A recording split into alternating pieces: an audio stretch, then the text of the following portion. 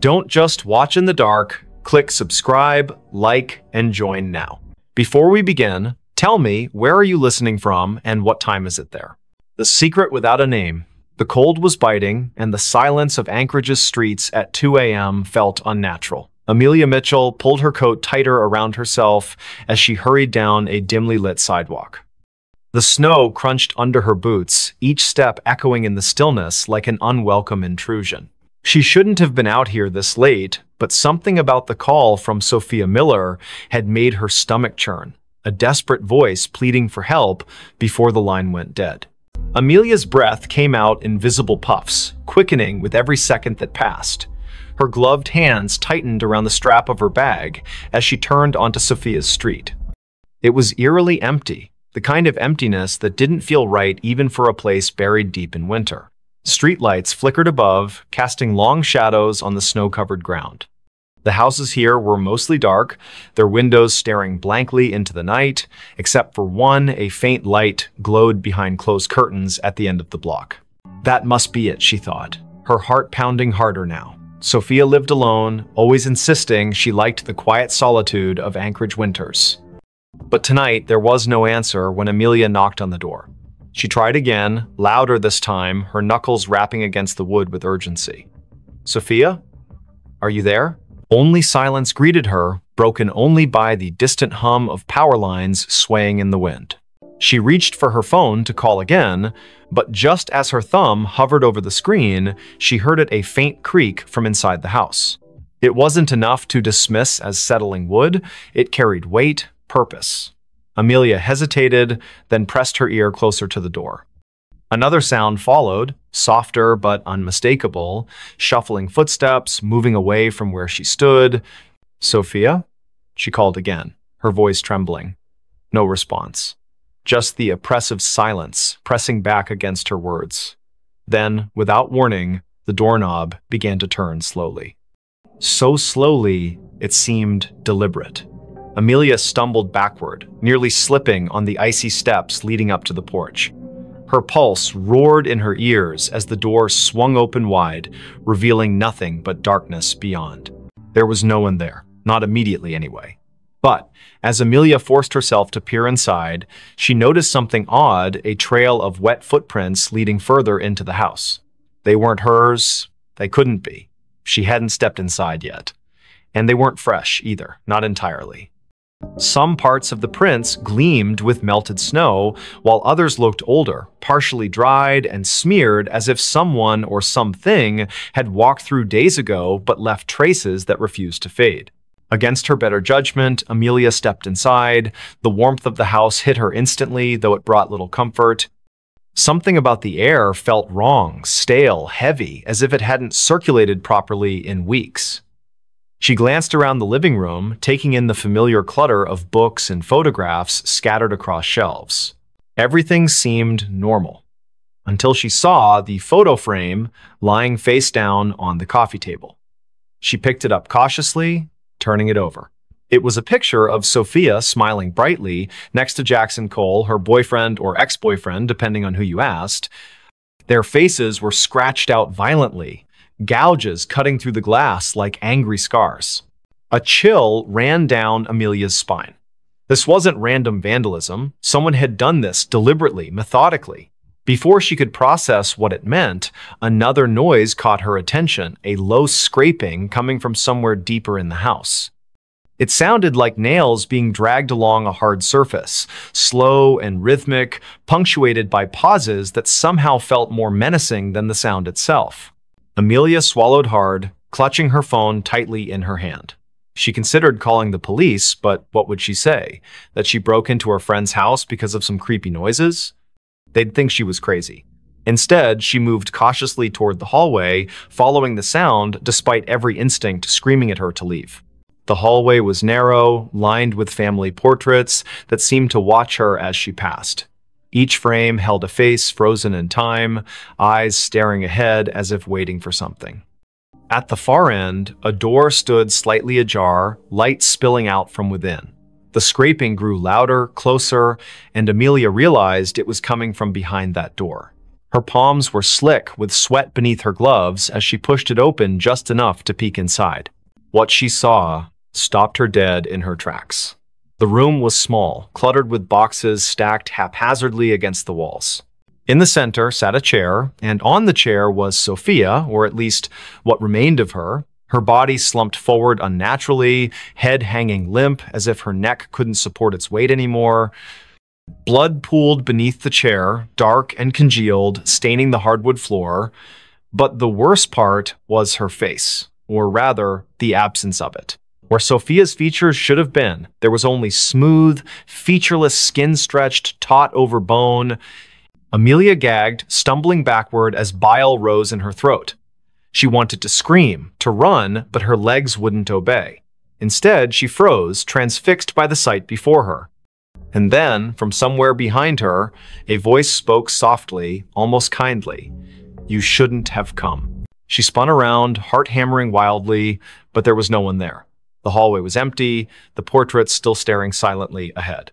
Yet the voice lingered in her mind, repeating the same phrase over and over. "You shouldn't have come. You shouldn't have come."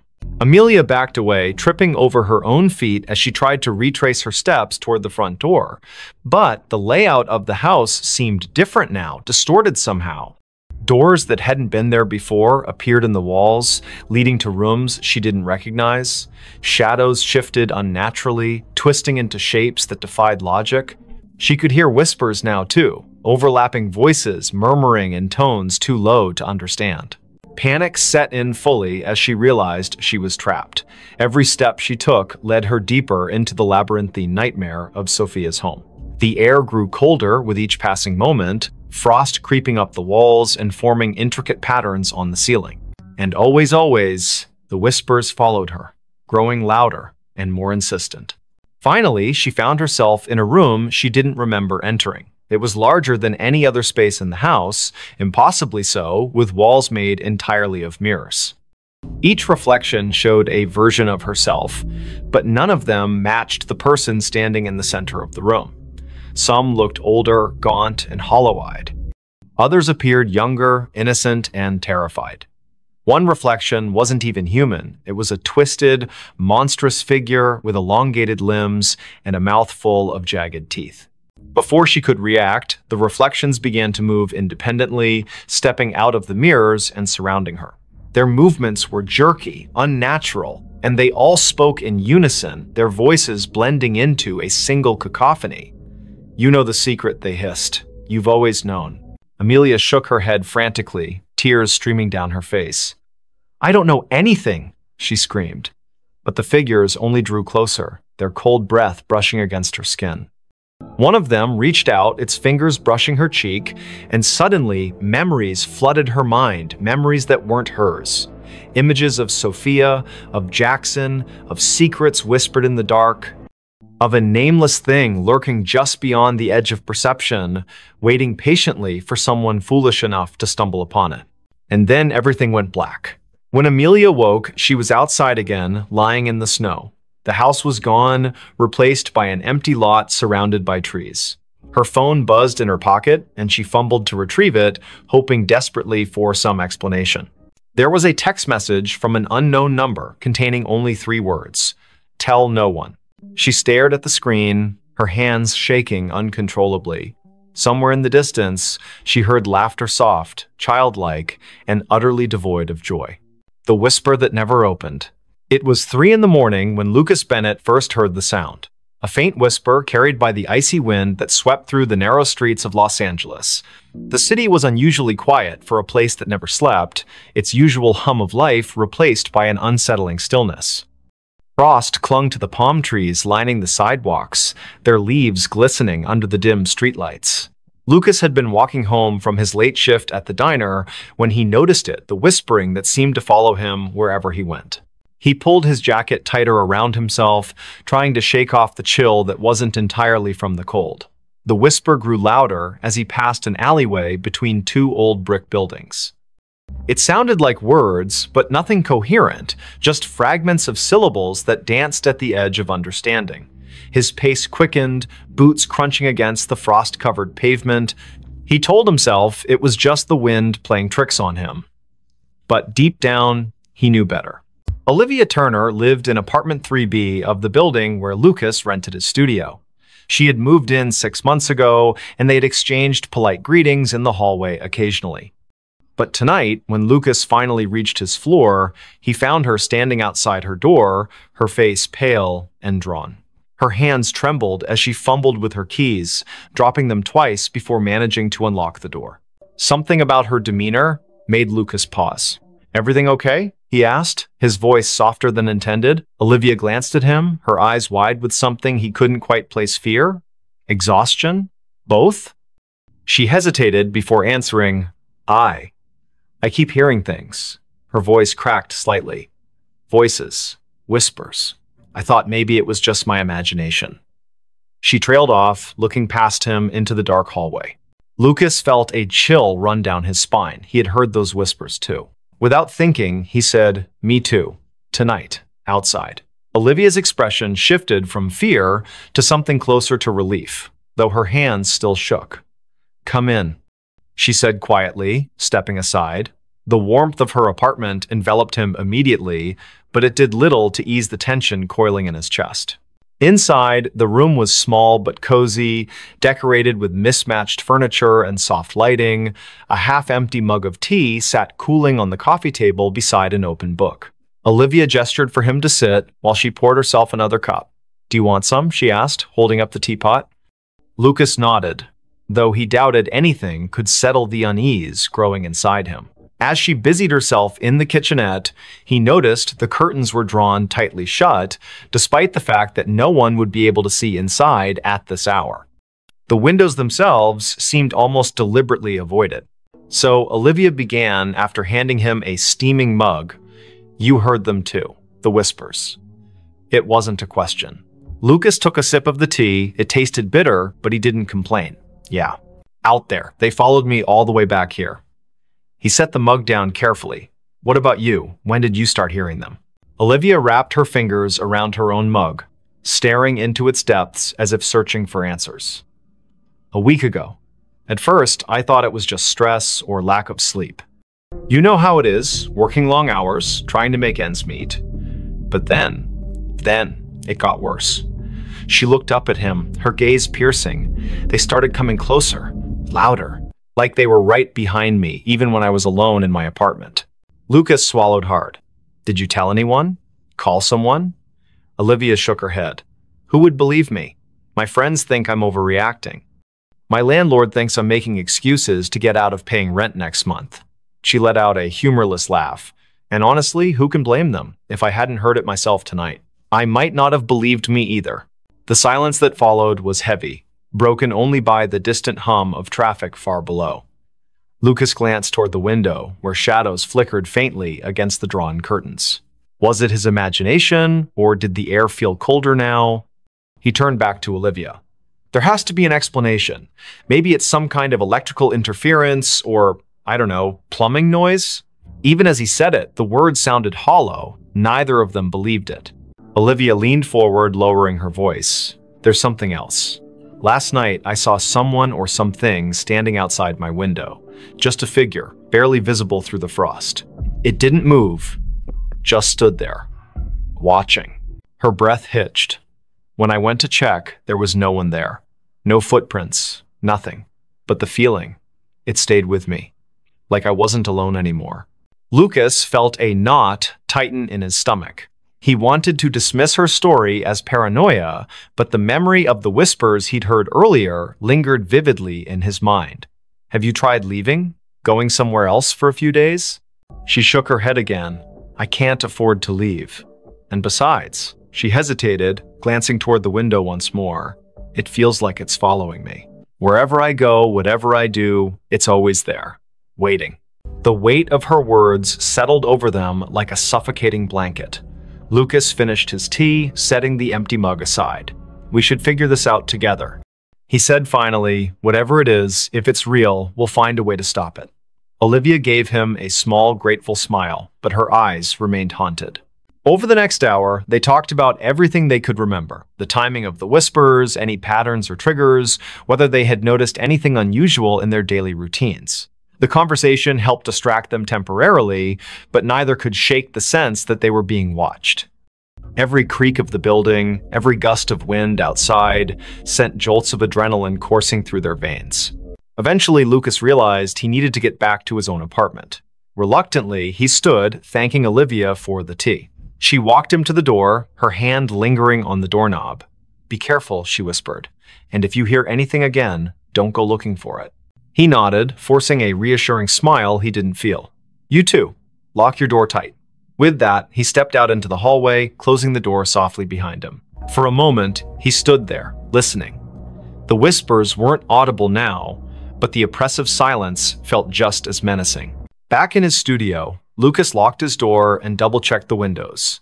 He debated calling someone, anyone, but who would he call? Who would understand, without dismissing him outright? Instead, he lay down on his bed, staring at the ceiling as exhaustion slowly crept over him. Sleep came fitfully, plagued by dreams of shadowy figures and unintelligible voices echoing endlessly in his ears.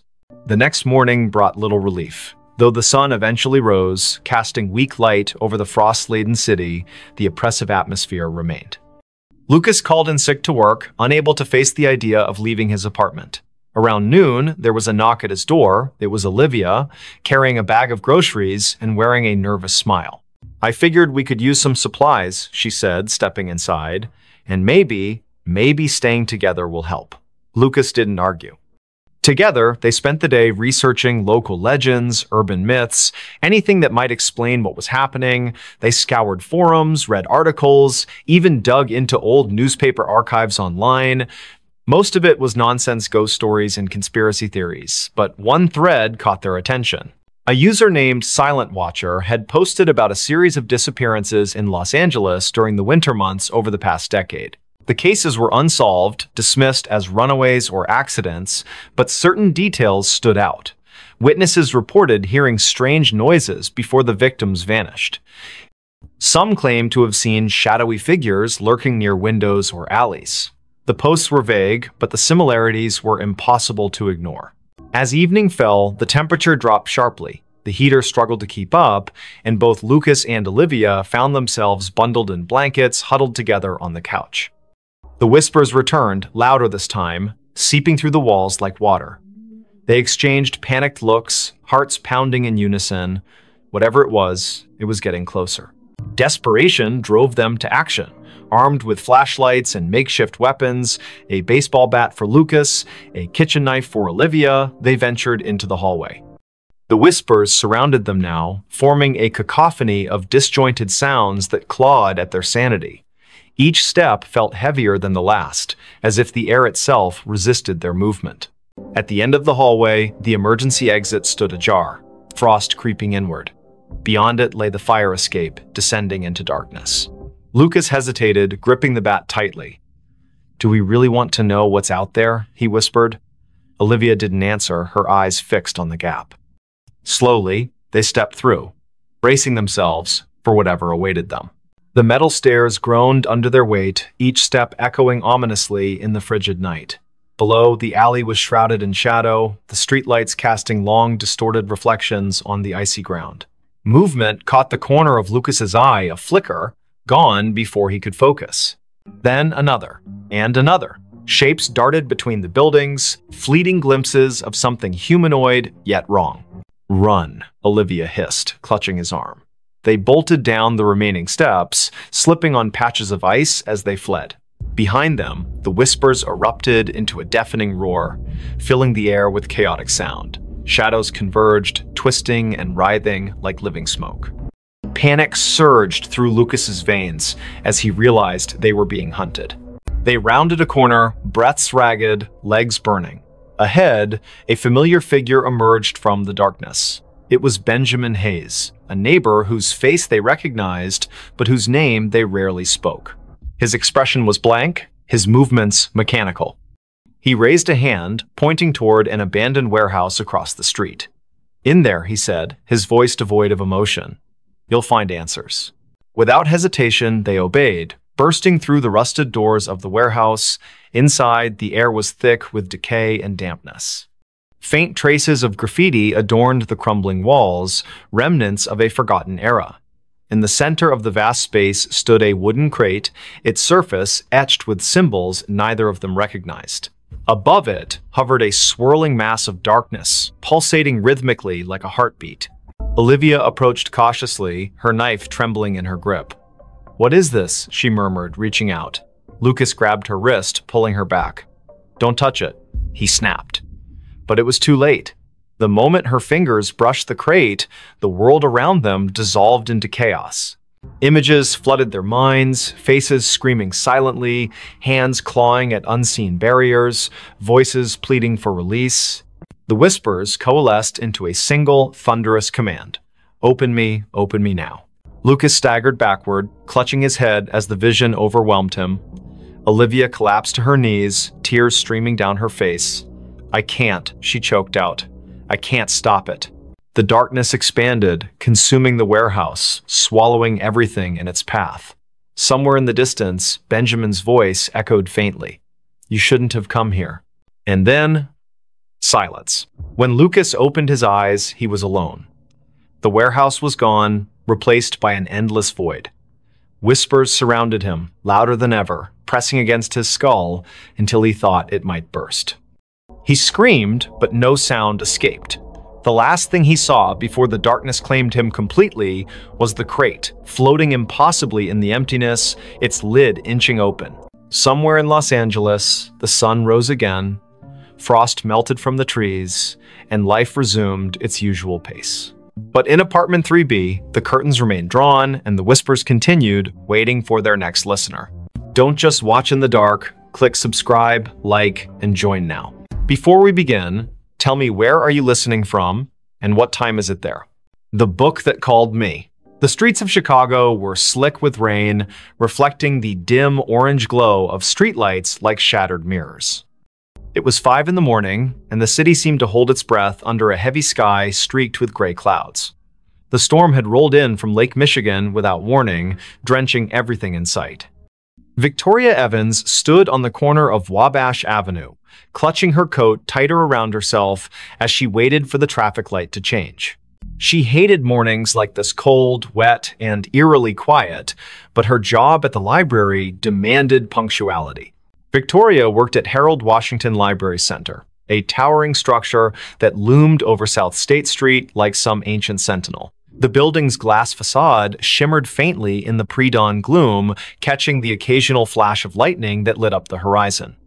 As she approached the entrance, her shoes squelching against the wet pavement, she noticed something odd, a single book lying face down on the steps leading up to the main doors. Its cover was dark, almost black, and water pooled around it in tiny rivulets. No one else was around. The security guard, who usually manned the early shift, hadn't arrived yet. She hesitated for a moment before picking it up.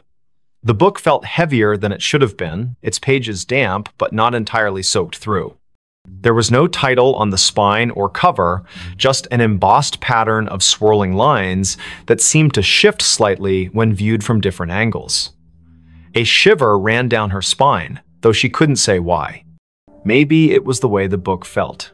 Alive somehow, pulsing faintly in her hands. Still, curiosity got the better of her. She tucked it under her arm and pushed open the heavy glass door. Inside, the library was silent except for the faint hum of fluorescent lights overhead. Rows upon rows of shelves stretched out into shadowy corners, their contents neatly organized, yet somehow foreboding in the dim light. Victoria made her way to the circulation desk near the center of the atrium, setting the book down carefully, as if afraid it might bite. Her fingers lingered on the cover for a second longer than necessary before she pulled them away abruptly. Something about it unsettled her deeply, though she couldn't put her finger on what exactly it was. Her coworker, Daniel Harris, arrived shortly after, yawning loudly as he shuffled toward the desk. He was tall and lanky, with messy brown hair that stuck out in all directions despite his best efforts to tame it. "Morning, Vic," he muttered, glancing briefly at the book before shrugging. "What's this?" "I found it outside," Victoria replied, keeping her voice low so as not to disturb the stillness. "It doesn't have a title or anything." Daniel raised an eyebrow but didn't comment further. Instead, he reached out to touch the book, his hand hovering above it for a moment before making contact. His expression changed instantly from mild curiosity to outright alarm. "Whoa, this thing is freezing." Victoria nodded, though she hadn't thought much of the temperature earlier. Now that Daniel mentioned it, the air around the book did seem colder, almost unnaturally so. She watched as he flipped it open cautiously, revealing blank pages that looked yellowed with age despite being completely dry, or at least they appeared blank at first glance. When Daniel tilted the book slightly toward the light, faint words began to emerge, written in ink that shimmered like oil slicks. They weren't English or any language Victoria recognized, but the shapes twisted and writhed across the page as if trying to escape the confines of the paper. "This is messed up," Daniel whispered, snapping the book shut quickly. He glanced around nervously, as if expecting someone or something to appear from the shadows. "We should probably report this to management." But Victoria shook her head firmly. "Not yet. Let me look at it again." She wasn't sure why, but the book called to her in a way she couldn't explain. It wasn't just curiosity anymore, it was compulsion, a gnawing need to understand what lay within those shifting symbols. Reluctantly, Daniel handed it back to her, muttering something about coffee before disappearing into the staff lounge. Alone now, Victoria opened the book once more. This time, the sensation was stronger, the weight of unseen eyes watching her every move. The text seemed clearer too, forming jagged patterns that pulsed rhythmically, almost like a heartbeat. Without realizing it, she leaned closer, her nose nearly brushing the surface of the page. And then she heard it a whisper, soft and insidious, threading itself into her thoughts. It wasn't audible in the traditional sense, more like a memory surfacing unbidden. The voice spoke in fragments, disjointed phrases that coalesced into meaning only when she focused hard enough. "Find me," it said. "Free me." Startled, Victoria slammed the book shut, her heart pounding wildly in her chest. Had Daniel heard it? Was she imagining things?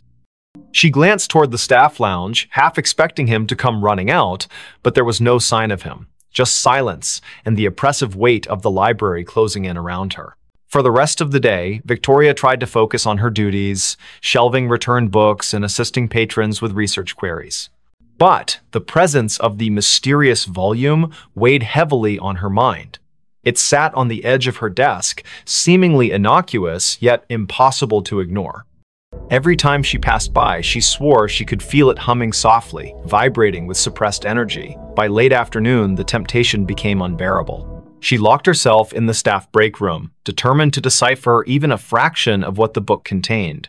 The whispers returned almost immediately, louder this time, overlapping each other until they formed a cacophony of voices. Some pleaded for help, others screamed in agony, while a few laughed maniacally.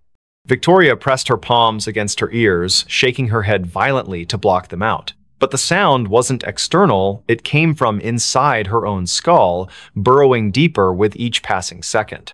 Tears streamed down her face as she forced herself to concentrate, tracing the intricate patterns on the page with trembling fingers. Slowly, painstakingly, the symbols began to rearrange themselves, forming words she could finally understand. "They seek you," the text read. "They hunger." Before she could process what it meant, the lights flickered violently, plunging the room into darkness. A low rumble echoed through the building, like distant thunder, but somehow wrong, unnatural. Victoria scrambled to her feet, clutching the book tightly as she fumbled for the doorknob. When she stepped back into the main hall, the atmosphere had shifted dramatically. Shadows danced along the walls where none should exist, twisting and contorting into grotesque shapes. The air smelled metallic, tinged with decay. And worst of all, the silence was gone, replaced by faint scratching sounds, like claws dragging across wood. "Daniel?" she called out, her voice cracking with fear. No response. Panic rising, she moved toward the circulation desk, hoping to find some semblance of safety there. But as she rounded the corner, she froze. The shelves lining the aisles were no longer filled with books, they were empty, hollow husks stretching endlessly into the gloom. Where had everything gone? What was happening? A sudden movement caught her eye, a figure darting between the rows ahead. It was small, hunched over, moving with jerky, unnatural motions. Victoria backed away instinctively, clutching the book to her chest like a shield. The figure stopped abruptly, turning to face her. Its head tilted sideways, impossibly far, joints cracking audibly. Then it lunged. She screamed, stumbling backward as the creature skittered forward on all fours, its limbs elongated and spider-like. Its face, if it could be called that, was featureless save for a gaping maw lined with needle-sharp teeth. The thing moved faster than she thought possible, closing the distance between them in seconds. Just as it leapt toward her, Victoria threw the book at it in desperation. The impact sent it sprawling, screeching in pain as smoke rose from where the tome had struck its body. Seizing the opportunity, she bolted toward the exit. Outside, the rain had intensified, soaking her instantly as she sprinted down the steps. Thunder boomed overhead, drowning out the sound of her frantic footsteps. She didn't stop running until she reached her car, slamming the door shut behind her and locking it with shaking hands. Breathing heavily, she glanced at the passenger seat and froze. The book sat there, dripping wet, its cover cracked open slightly to reveal glowing symbols etched onto the inner pages. "No," she whispered, reaching out tentatively. "How did you?" The car rocked violently as something slammed into the roof, denting the metal inward. Another crash followed, then another, accompanied by guttural growls that reverberated through the vehicle. Victoria ducked low, covering her head as shards of glass rained down from the shattered windshield. Through the chaos, she saw the library in the distance, its windows pulsing with sickly green light. The book vibrated fiercely in her lap, urging her to return. Against her better judgment, she obeyed. Back inside, the scene had changed again. The aisles were intact now, stocked with books as if nothing had happened, yet the oppressive feeling lingered, thicker than ever. The whispers grew louder, converging into a single voice that spoke directly to her. "You cannot run," it hissed. "You are mine now." Victoria spun around, searching for the source, but found only emptiness. Until she saw him, the man standing at the end of the aisle, partially obscured by shadows. He wore a tattered suit, his skin pale and translucent, eyes sunken and hollow. In his skeletal hands, he held a copy of the same book she carried. "Michael Parker," he rasped, taking a step closer. "I've been waiting." And then the world dissolved into darkness. When Victoria awoke, hours later, she was seated at the circulation desk. The library was empty, bathed in the golden light of dawn filtering through the windows.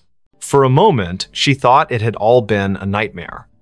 But when she looked down, the book lay open before her, its pages filled with fresh writing.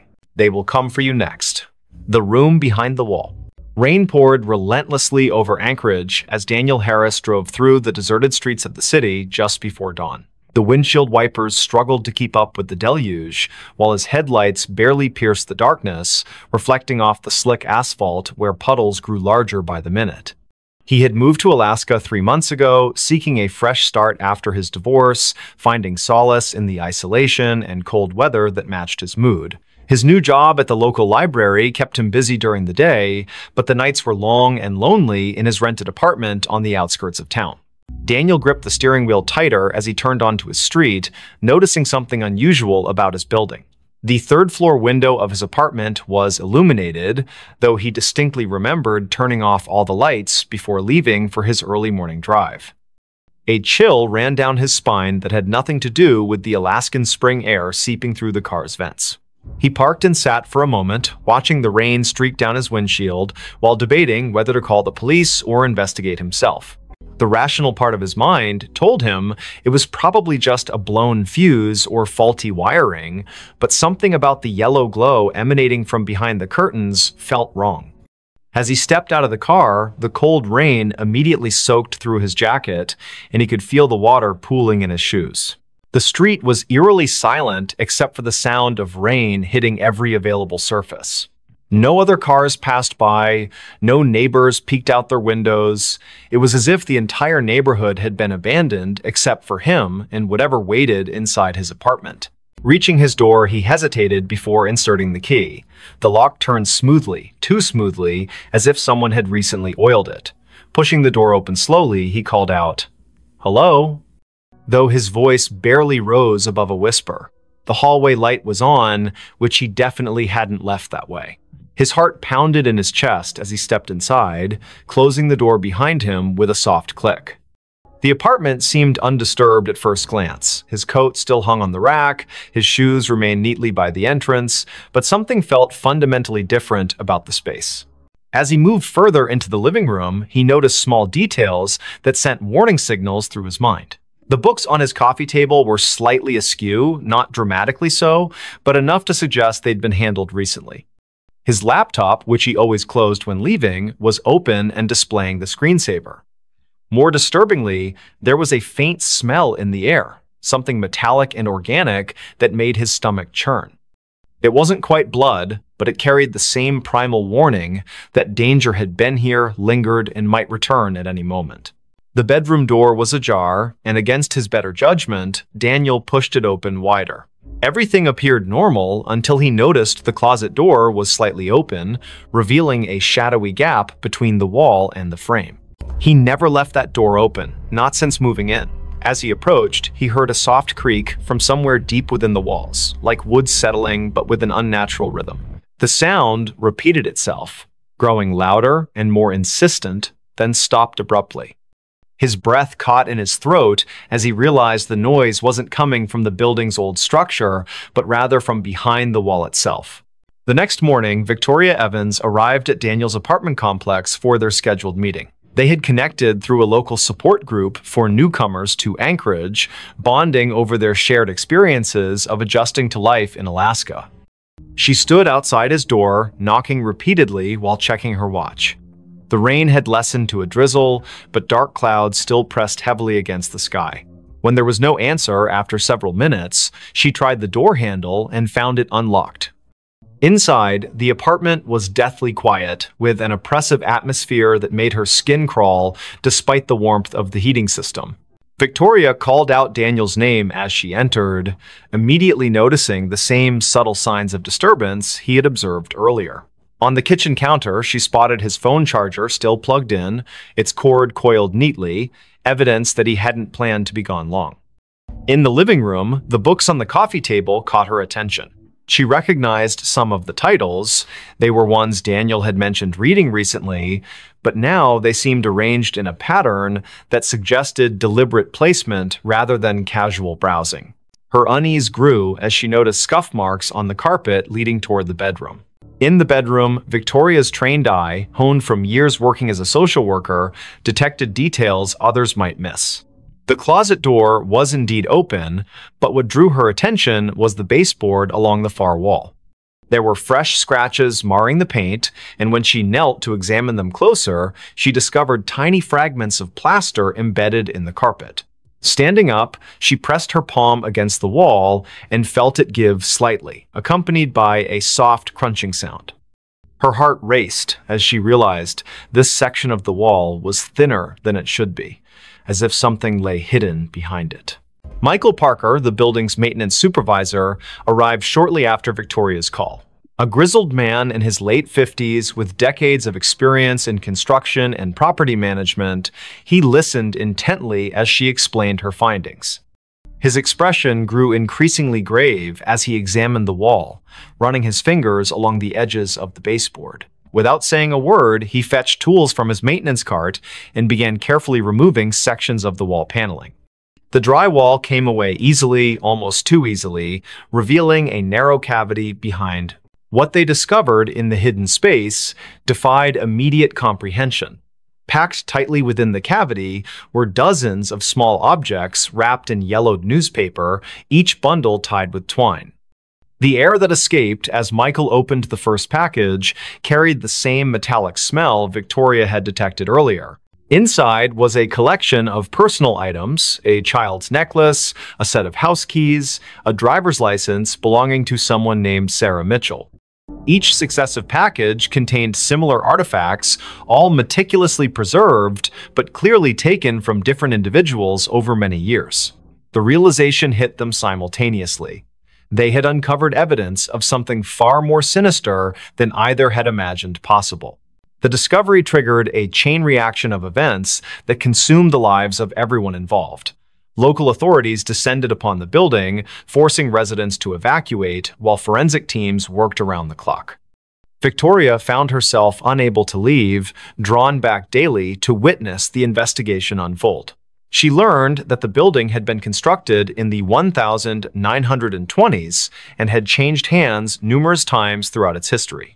Previous tenants had reported strange occurrences, sounds behind walls, unexplained shadows, sudden temperature drops, but these complaints had always been dismissed as typical of older buildings. What no one had suspected was that someone had been using the building's hidden spaces as a repository for stolen memories. As detectives cataloged the items, patterns emerged that chilled even the most seasoned investigators. Many of the victims had disappeared without a trace, their cases eventually classified as cold files. Some had vanished decades ago, while others were more recent. The oldest item dated back to 1947, a silver locket containing a photograph of two young girls, while the newest was a smartphone manufactured only 3 years prior. The collection spanned generations, suggesting that whoever had been operating behind these walls had maintained their activities for nearly 75 years. The implications were staggering and raised questions about how such systematic predation could have gone unnoticed for so long. Daniel's disappearance added another layer of complexity to the case. Security footage from the building's lobby showed him returning home the previous night, but never leaving again. His car remained parked outside, and his personal belongings were still in the apartment. The only clue was a set of muddy footprints leading from his bedroom to the hidden cavity in the wall, prints that matched his shoe size exactly. Investigators theorized that he might have stumbled upon the collector in the act and become another victim, but without physical evidence, they couldn't confirm this theory. Victoria became obsessed with understanding the pattern behind the disappearances. She spent hours poring over police reports, cross-referencing dates and locations with historical weather data. A disturbing trend emerged. Nearly all the abductions had occurred during heavy rainstorms, particularly in spring when the days were shortest and visibility poorest. The timing suggested premeditation and intimate knowledge of both the building's layout and the routines of its occupants. Whoever had been collecting these artifacts understood human behavior well enough to predict when people would be most vulnerable. The building itself seemed to become more active as the investigation progressed. Residents who had lived there for years reported hearing strange noises at night, thumps and scrapes that echoed through the walls. The heating system developed inexplicable malfunctions, causing rooms to alternate between freezing and sweltering temperatures. Maintenance workers refused to enter certain areas alone, claiming they felt watched even when no one else was present. Most disturbingly, several people reported seeing fleeting shadows move across walls where no source of light could account for them. Forensic examination of the hidden cavity revealed additional horrors. Deep gouges marred the wooden framework, and analysis showed traces of human tissue embedded in the splinters. Blood spatter patterns suggested violent struggles had taken place within the confined space, though the lack of bodies complicated efforts to reconstruct specific events. The collector had apparently used the cavity as both storage and execution chamber, creating a macabre shrine to their crimes. Experts noted that the care taken in preserving each artifact spoke to a deep psychological pathology, possibly rooted in trauma or obsession. Detectives identified a potential suspect through painstaking research into the building's ownership history. A man named Edgar Thompson had purchased the property in 1946 and managed it until his death in 1982. Records showed he had lived in the very apartment where Daniel had resided, and multiple former tenants recalled rumors about strange noises emanating from his unit.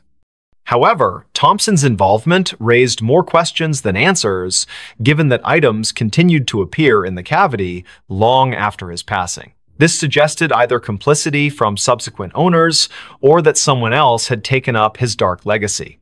Victoria's investigation took a personal turn when she discovered her own grandmother's name among the list of missing persons.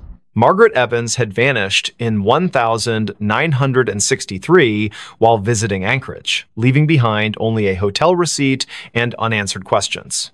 The revelation shook Victoria to her core, transforming her professional interest into something far more visceral. She found herself spending nights in the vacant building, sitting in the empty apartment, and listening to the walls breathe with secrets that refused to remain buried.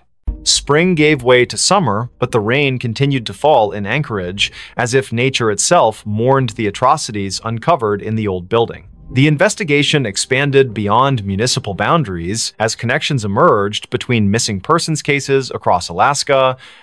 Detectives identified a network of similar hidden spaces in other buildings throughout the state, each containing its own collection of stolen lives. The scale of the operation suggested coordination among multiple individuals, raising the possibility that what had begun as one man's obsession had evolved into something far more organized and dangerous. One night, while Victoria sat alone in the apartment, she heard a sound that froze her blood. From behind the newly repaired wall came the unmistakable creak of footsteps, slow and deliberate.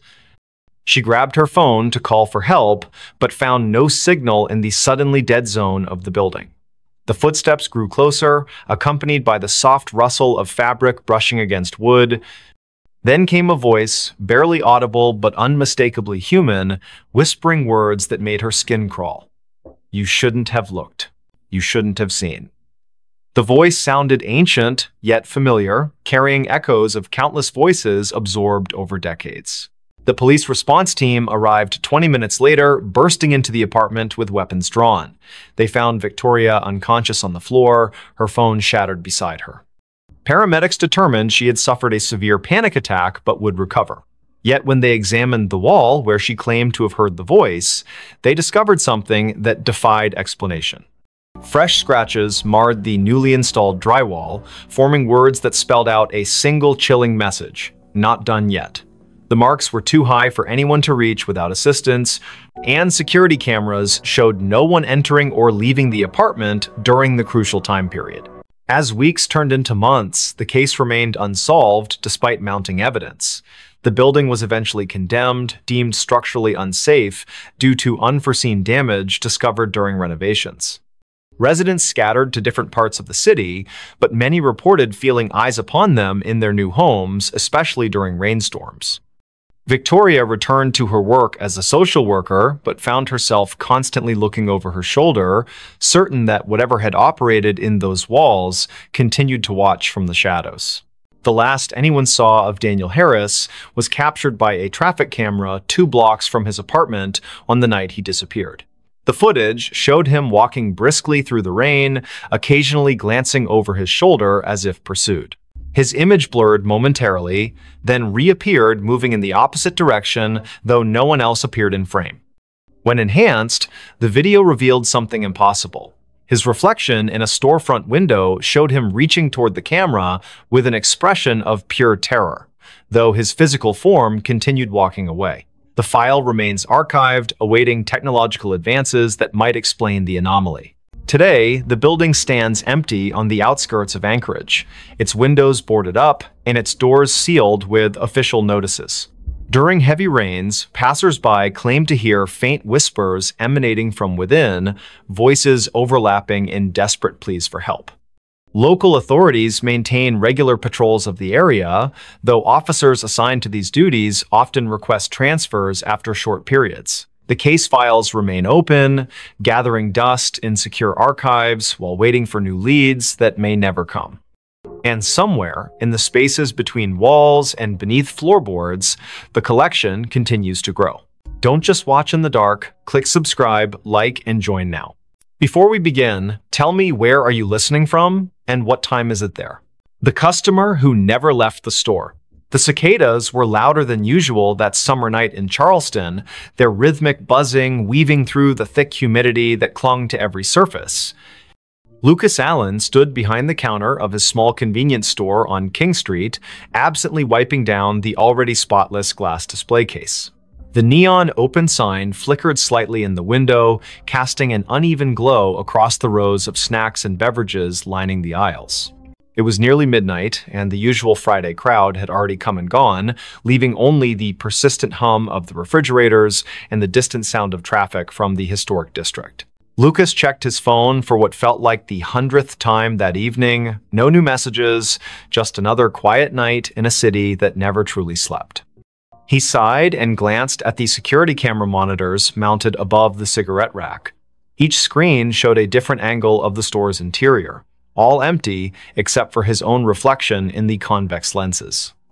Something about tonight felt different though, like the air itself was heavier than normal. His eyes lingered on the darkest corners of the footage before moving back to the register. The bell above the door jingled softly, making Lucas look up with automatic politeness. A woman stepped inside, her presence immediately altering the atmosphere of the shop. She wore a long coat that seemed inappropriate for the sweltering July heat, its dark fabric hanging loosely around her thin frame. Her face was partially obscured by stringy blonde hair that caught the fluorescent light in strange ways, as if it didn't quite belong there. Lucas noticed how her shoes made no sound against the tiled floor. "Can I help you find something?" he asked, his voice carrying just a touch of professional warmth. The woman didn't respond right away. Instead, she moved slowly toward the back of the store, her head tilted at an unnatural angle as she examined the shelves. Lucas watched her reflection in the glass refrigerator doors. Something about her movements seemed off, almost mechanical. Charlotte Robinson pushed her cart down aisle 3, debating between chips and pretzels. She paused when she realized the woman in the dark coat hadn't moved from where she'd been standing for the past 10 minutes. The stranger was now facing the wall, one hand resting on the metal shelving unit. Charlotte cleared her throat softly as she passed, but the woman didn't acknowledge her presence. There was something unsettling about the way her fingers curled around the edge of the shelf, knuckles white against the dull metal. Lucas finished counting the drawer for the 3rd time, the numbers blurring together in his mind. The woman still hadn't approached the register. He could see her in his peripheral vision, standing in the same spot near the snack aisle. Occasionally, he'd hear the soft rustle of her coat, though he couldn't be sure if she was actually moving anything from the shelves. The store's lights seemed dimmer than usual, casting long shadows across the floor. When he looked directly at her, she appeared perfectly normal, just another customer browsing late at night. But whenever his attention shifted elsewhere, he could feel her watching him. Amelia Mitchell entered the store 20 minutes later, her nurse's scrubs still damp from walking through the humid night air. She needed headache medicine after her double shift at Roper Street Francis Hospital. The first thing she noticed was the temperature. It felt several degrees colder inside than it should have been. Then she saw the woman in the dark coat standing near the beverage coolers. Something about her posture seemed wrong, like she was leaning into the glass without actually touching it. Amelia grabbed her medicine quickly, avoiding eye contact as she approached the register. The transaction took longer than necessary. Lucas kept glancing at the security monitors, noting how the woman's position never changed despite the passage of time. On the cameras, she appeared as a dark smudge against the bright colors of the snack aisle, her features indistinct even in high definition. When he finally looked up from the register, Amelia was already gone, leaving behind only the faint scent of hospital-grade soap. The cicadas outside seemed louder now, their song almost frantic against the glass windows. Charlotte decided she needed to leave. The woman had started humming softly, a tune that sent shivers down her spine, though she couldn't place why. As she approached the register, she noticed something peculiar. The floor tiles beneath the woman's feet looked newer than the rest, as if they'd been recently replaced. The grout lines were cleaner, the pattern slightly misaligned with the surrounding area. Lucas rang up her purchase without speaking, his hands trembling slightly as he handled the cash. Neither of them acknowledged the figure still standing silently among the snacks. The clock ticked past midnight. Lucas began his closing routine, straightening displays and checking expiration dates. The woman remained in her spot, seemingly unaware of the store's operating hours. When he finally mustered the courage to approach her, she turned toward him with a smile that didn't reach her eyes. "I'll be leaving soon," she said, her voice carrying an odd echo despite the carpeted floor. Lucas nodded and returned to the register, though his heart pounded in his chest. Something about her statement felt more like a warning than an assurance. Amelia couldn't shake the feeling that she'd seen the woman before. During her walk home, fragments of memory surfaced. A patient years ago who had died in room 312, her body found cold and alone after the night staff failed to check on her. The details matched too perfectly. The dark coat, the stringy blonde hair, the way she stood so still, it was easy to forget she was there. Amelia quickened her pace, the streetlights casting long shadows that seemed to stretch toward her from every direction. Back at the store, Lucas prepared to lock up. The woman was still there, now examining the lottery tickets with unnatural focus. Her reflection in the glass case showed details that shouldn't have been possible, her eyes too large, her mouth moving, though no sound emerged. When Lucas announced the store was closing, she simply nodded and walked toward the back exit. The security cameras captured her movements perfectly until she reached the threshold, then suddenly she vanished from all screens simultaneously. Charlotte lay awake in her apartment on Queen Street, unable to stop thinking about the encounter. The humming had lodged itself in her mind, repeating endlessly like a broken record. She pulled out her phone and searched recent news articles, finding nothing unusual about the convenience store or its employees. Yet when she scrolled through the business's social media page, she noticed something strange. In every photo taken inside the shop, the same dark figure appeared in the background, always partially obscured, but unmistakably present. Lucas locked the front door and set the alarm, his hands shaking as he worked. The back exit showed no signs of forced entry or recent use. The woman's absence felt heavier than her presence had been. As he walked to his car, he couldn't shake the sensation of being watched. The parking lot lights buzzed faintly overhead, attracting clouds of insects that cast dancing shadows across the asphalt. When he glanced back at the store windows, he saw her standing exactly where he'd left her, staring out with an expression he couldn't read. Amelia called in sick the next day, unable to face the memories flooding back with each passing hour.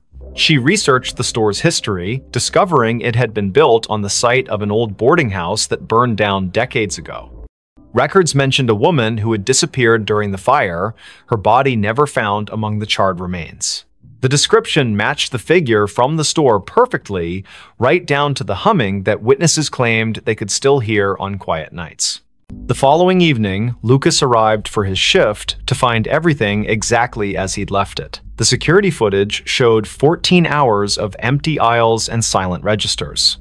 Yet, when he reviewed the previous night's recording, there she was again, appearing in the snack aisle as if she'd never left, moving with purpose toward the back of the store.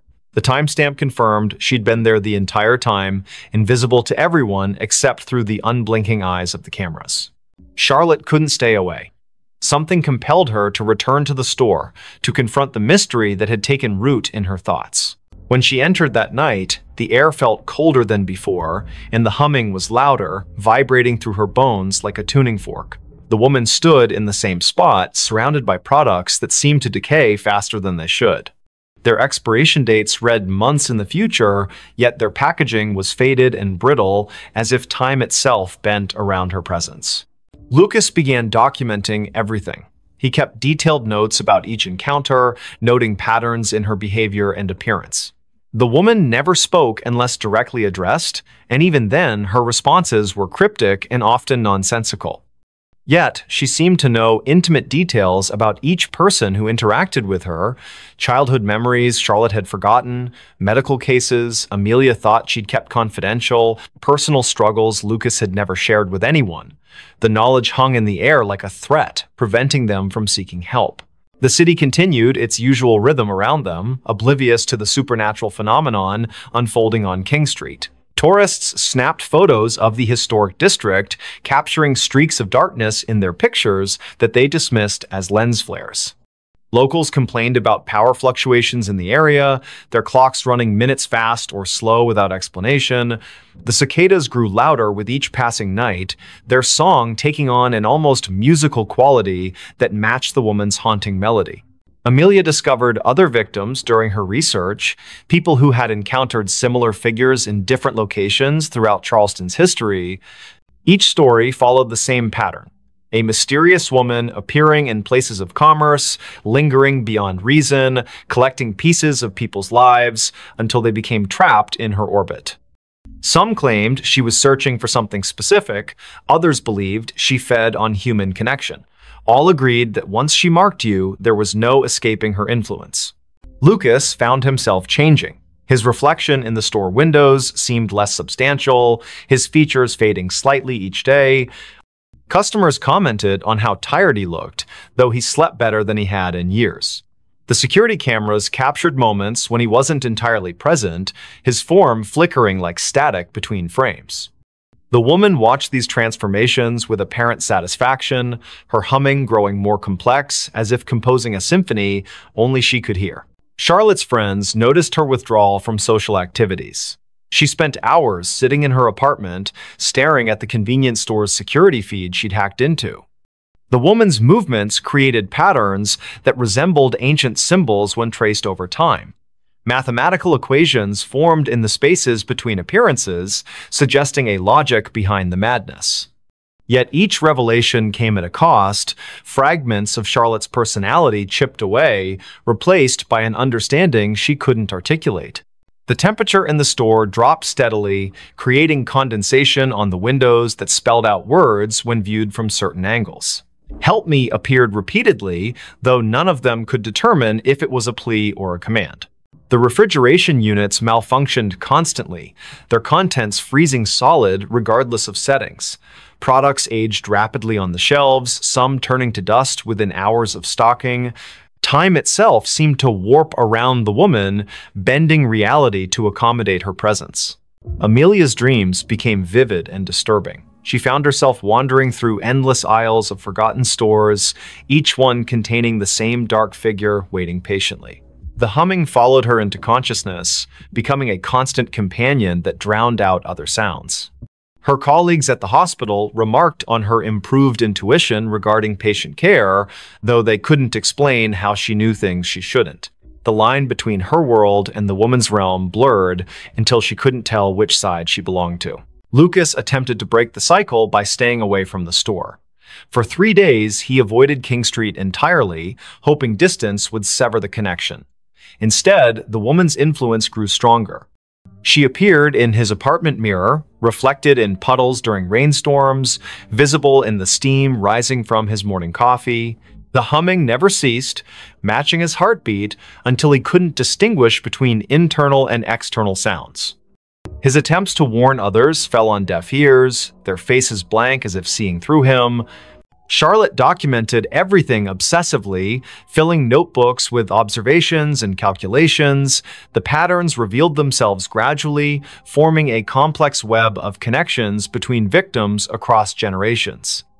Each person had experienced loss or isolation significant enough to create a void the woman could fill. They had sought comfort in material possessions, believing wealth or convenience could replace human connection. The realization hit her like a physical blow. They were all customers who had never truly left the store, trapped by their own desires. The final confrontation occurred on the hottest night of the summer. The cicadas screamed in harmony with the humming, their combined song shaking the glass in the store's windows. Lucas, Charlotte, and Amelia found themselves drawn back to the convenience store despite their efforts to resist. The woman waited for them in aisle 3, her dark coat billowing as if caught in a wind that didn't exist. Her smile revealed too many teeth, each one gleaming like polished stone. "You've learned," she said, her voice resonating through the empty store. But learning isn't enough. The floor tiles beneath them shifted, revealing the foundation of the old boarding house. Charred wood and ash filled the space where modern construction should have been. The security cameras captured everything perfectly, broadcasting their final moments to empty monitors throughout the building. One by one, they stepped forward, unable to resist the pull any longer. The store remained open for business the next day. New employees arrived, unaware of the previous staff. Customers browsed the aisles, selecting items they didn't need but couldn't refuse. In the security footage, dark figures moved among the shelves, their forms becoming clearer with each passing night. The humming continued, growing louder with each new victim drawn into its melody. And in aisle 3, the woman waited patiently, collecting souls who had forgotten what it meant to truly leave. The room that breathed. Boston stirred under the weight of another spring morning, the air thick with a peculiar warmth that seemed misplaced for the season. Daniel Harris stood on the cracked sidewalk outside number 17 Marlborough Street, his fingers tracing the edge of an old brass key in his pocket. The building before him loomed like a forgotten sentinel, its red brick facade darkened by decades of Boston winters and neglect. Across the street, Victoria Evans leaned against her parked car, arms crossed tightly across her chest as she watched Daniel approach the entrance. The neighborhood was waking up slowly, curtains twitching in nearby windows as residents observed the newcomers.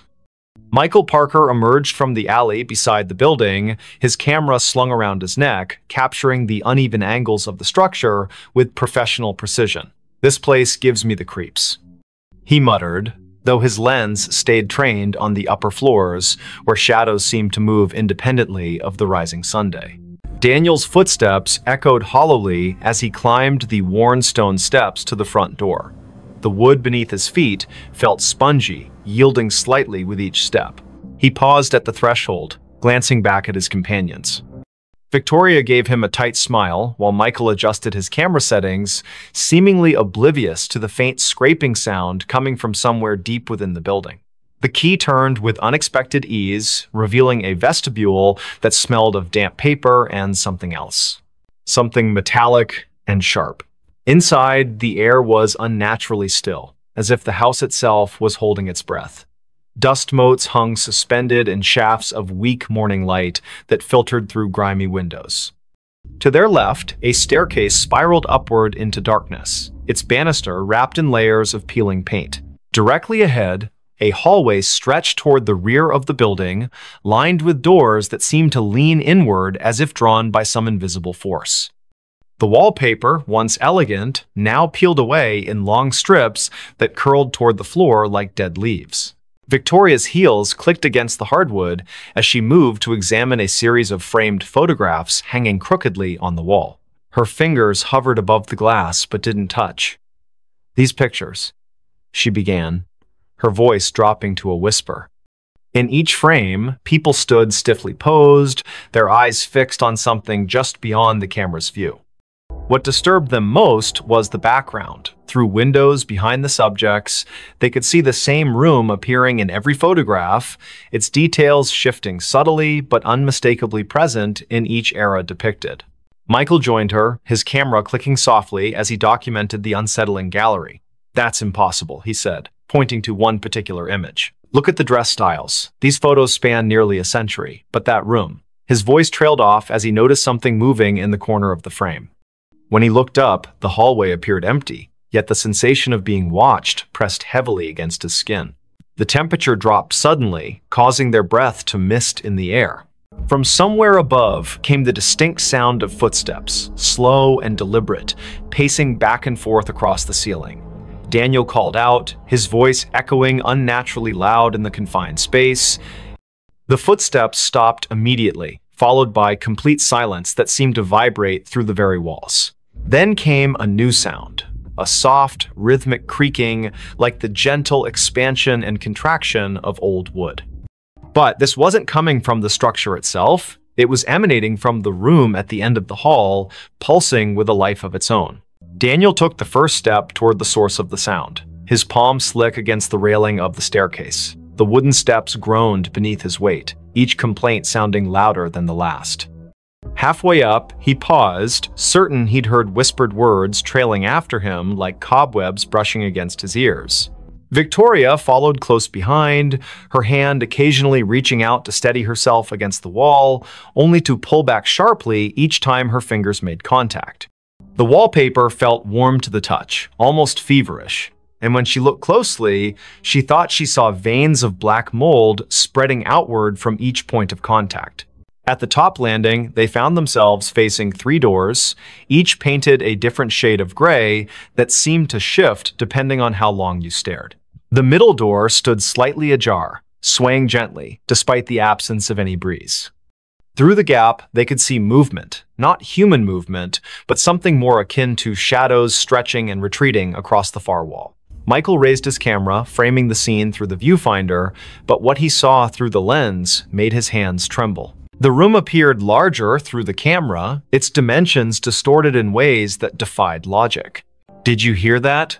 Victoria's voice cracked as she spoke.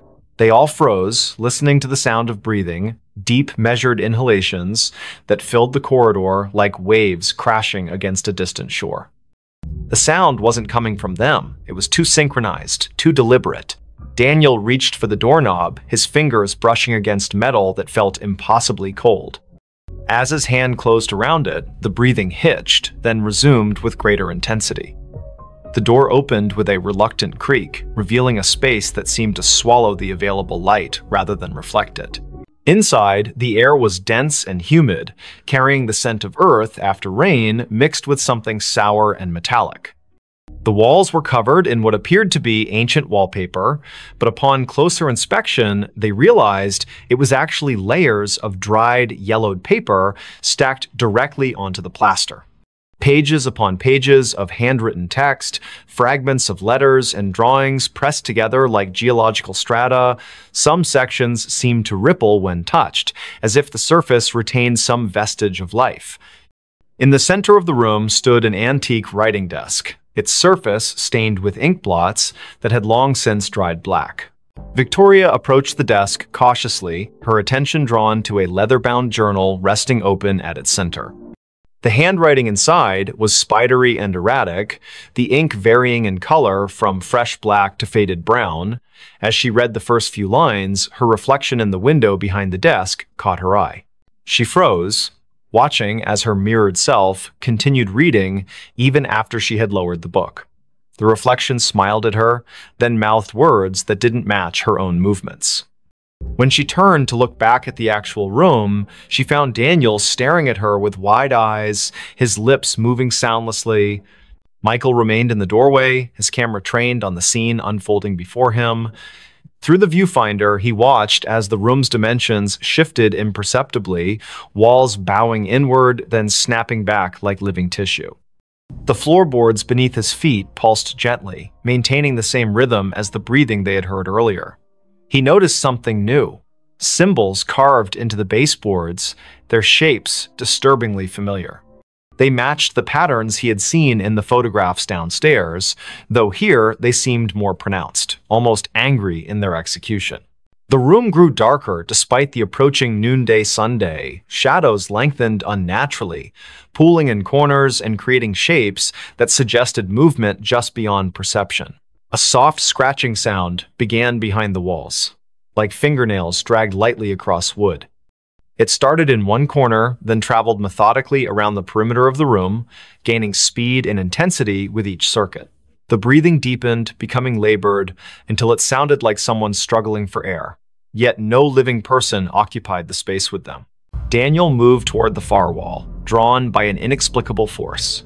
His fingers brushed against the paper-covered surface, feeling the individual sheets shift under his touch. Some pages crumbled to dust at his slightest contact, while others felt slick and wet, leaving dark stains on his fingertips. He realized with growing dread that the papers weren't merely covering the wall, they were growing from it, sprouting like fungal growths in the dim light. Words formed and reformed before his eyes, sentences rearranging themselves into coherent paragraphs that told stories of lives lived and lost within these walls. The breathing changed pitch suddenly, becoming higher and more rapid. The room responded physically, its walls expanding outward, then contracting violently. Books fell from shelves that hadn't been there moments before, their pages fluttering like wounded birds. The desk in the center split down the middle, revealing a cavity stuffed with more paper, all bearing the same frantic handwriting. Victoria stumbled backward as the journal in her hands began to burn, not with fire, but with a cold light that seared her palms without leaving marks. The reflected version of herself in the window had disappeared completely, replaced by something darker and less defined. Michael's camera flashed repeatedly, capturing images he couldn't see with his naked eye. Through the viewfinder, he watched shadowy figures emerge from the walls, their forms distorted but somehow familiar. They moved with purpose, gathering around the edges of the room like spectators at a performance. Their faces remained indistinct, but their presence pressed against his consciousness like a migraine building behind his eyes. The symbols on the baseboards glowed faintly, their light pulsing in time with the room's breathing. A sudden gust of wind swept through the space, though none of the windows had opened. Papers swirled in miniature cyclones, settling randomly across the floor in patterns that suggested meaning. The breathing grew ragged, punctuated by wet, gurgling sounds that made Victoria cover her ears with both hands. She sank to her knees as memories flooded her mind, memories that weren't hers. Faces of strangers flashed before her eyes, each accompanied by a surge of emotion so intense it brought tears streaming down her face. Pain, loss, despair, each sensation more vivid than anything she had experienced in her own life. Daniel found himself drawn to the farthest corner of the room, where the wall seemed to pulse more noticeably than the others. His hands moved of their own accord, tearing at the layers of paper until he exposed bare wood underneath. Carved deeply into the surface were names, hundreds of them, overlapping and intertwining like roots. Some he recognized from the photographs downstairs, others were unfamiliar but carried the same weight of tragedy. As he traced his fingers over the names, he felt them respond, the wood warming beneath his touch and the letters seeming to rearrange themselves into new configurations. The room's breathing became erratic, gasping now as if fighting for survival. The walls contracted violently, forcing everyone toward the center. Papers flapped like trapped birds, their whispers building into a cacophony of voices speaking in languages none of them understood. The symbols on the baseboards burned brighter, their light casting everything in harsh relief. Michael's camera died suddenly, its battery drained despite being fully charged that morning.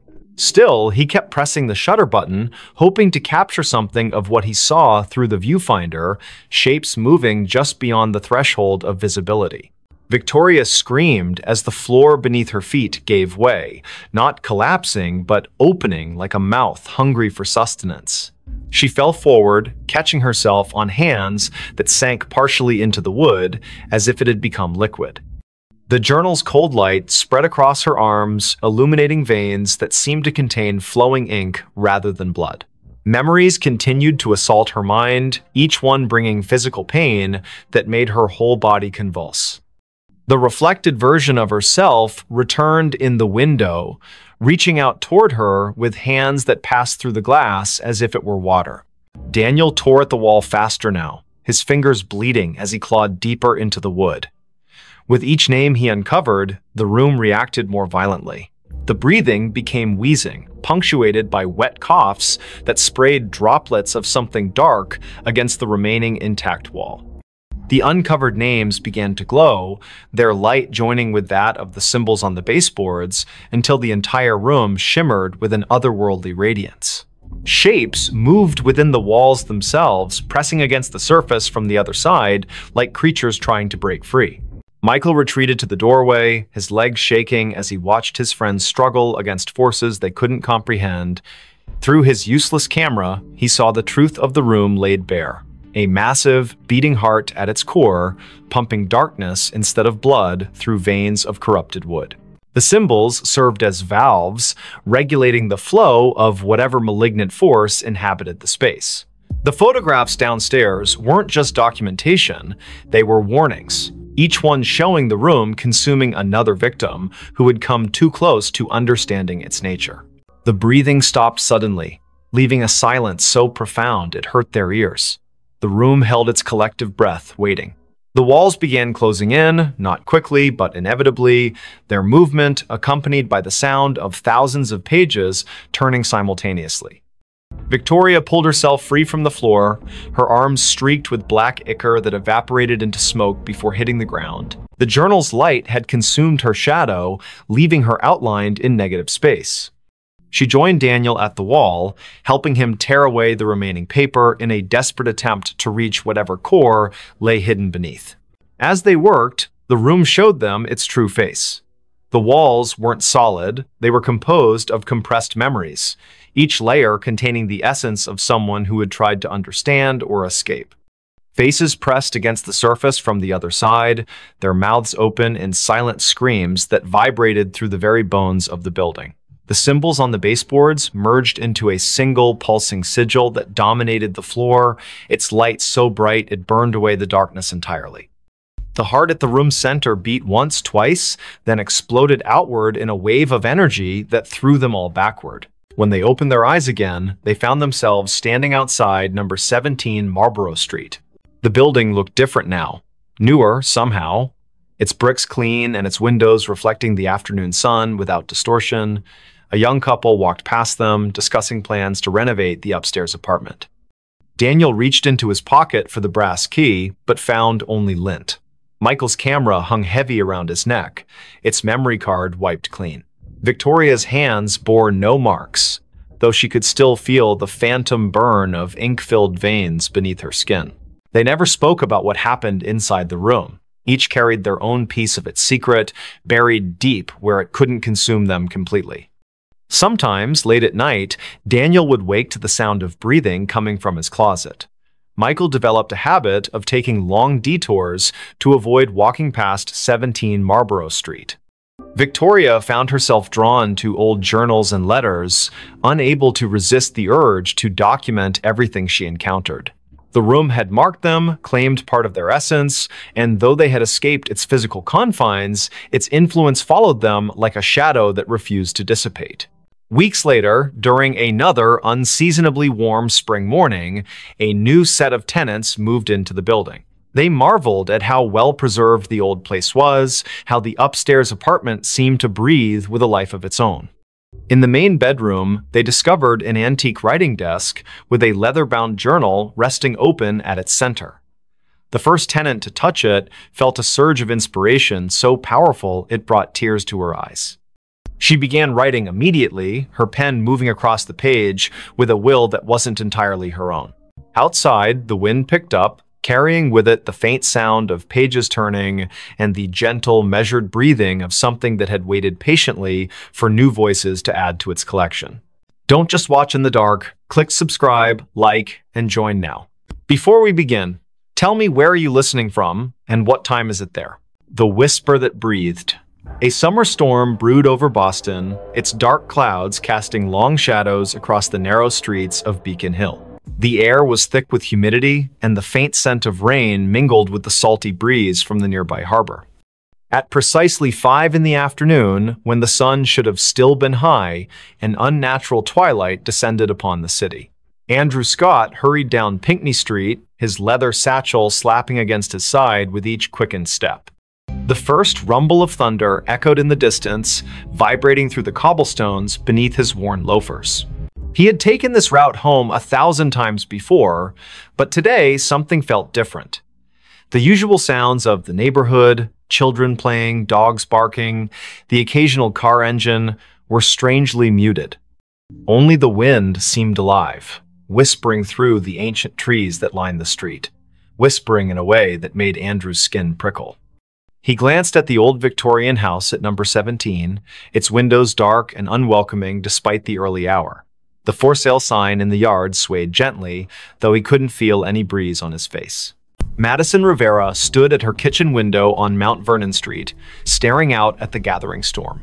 Her teacup trembled slightly in her hand as she watched the clouds churn above the gold dome of the State House.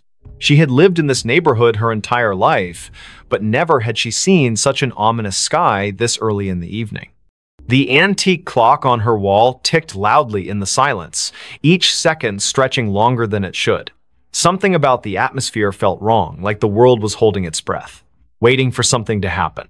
In the South End, James Cooper sat alone in his apartment on Tremont Street, absently flipping through old photographs. The lightning flashed outside, illuminating his collection of vintage cameras displayed on the shelves. His fingers paused on a particular picture, a group of friends gathered at Boston Common, smiling faces frozen in time. But as another bolt of lightning illuminated the room, he could have sworn one of the faces in the photograph moved, just for a moment. Just enough to make his heart skip a beat. The frame fell from his hands, shattering on the hardwood floor. Andrew found himself drawn to the old cemetery at the top of Copp's Hill. The wrought iron gates creaked open before him, though he was certain he hadn't touched them. The gravestones stood like silent sentinels, their weathered inscriptions barely visible in the dim light. As he walked between the rows, the whispers grew louder, more distinct. They weren't words exactly, more like fragments of memories or thoughts that didn't belong to him. A cold droplet of rain hit his cheek, followed by another. The storm was getting closer, the thunder growing more insistent, yet he couldn't bring himself to leave. Madison's phone rang suddenly, making her jump.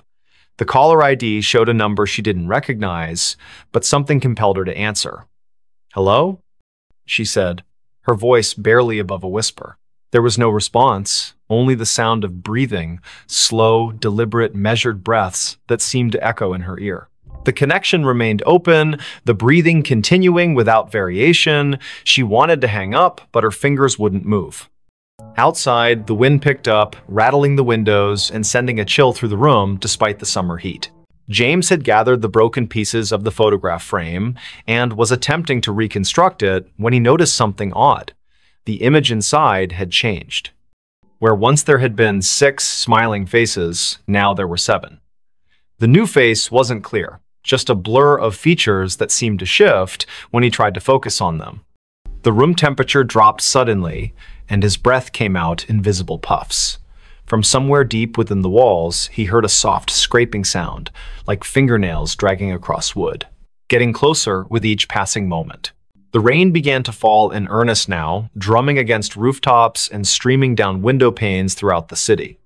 Andrew found himself standing before a particular gravestone, its inscription worn almost smooth by time. Yet he could read it perfectly in his mind. Elizabeth Hargrove, 1845–1865. The name triggered something in his memory, though he couldn't place why. The whispers around him formed words now, disjointed phrases that painted pictures of a life cut tragically short.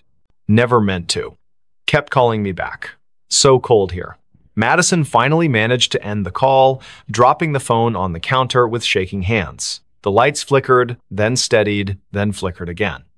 She moved to check the circuit breaker, but stopped when she saw her reflection in the hallway mirror. It wasn't quite right, her eyes were wrong, too dark, too empty. She blinked, and the reflection smiled while she remained expressionless. The breathing from the phone call continued behind her, though no device was near. "You shouldn't have answered," it seemed to say, so softly she might have imagined it. James had barricaded himself in his bedroom, the photograph hidden safely in a drawer. The scraping had stopped, replaced by a gentle tapping at his window. When he looked, there was nothing there except the distorted reflection of his room.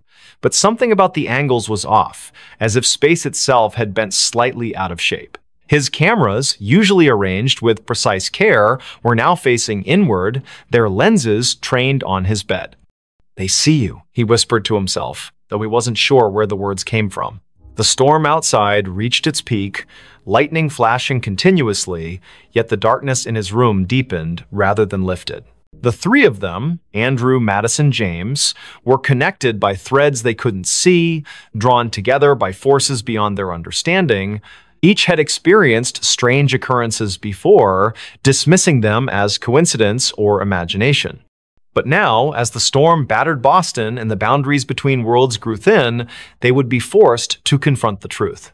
Elizabeth Hargrove's story wasn't finished, and somehow they had become part of its conclusion. Andrew traced his fingers along the edge of the gravestone, feeling the rough stone bite into his skin. The pain was real, grounding him when everything else felt surreal.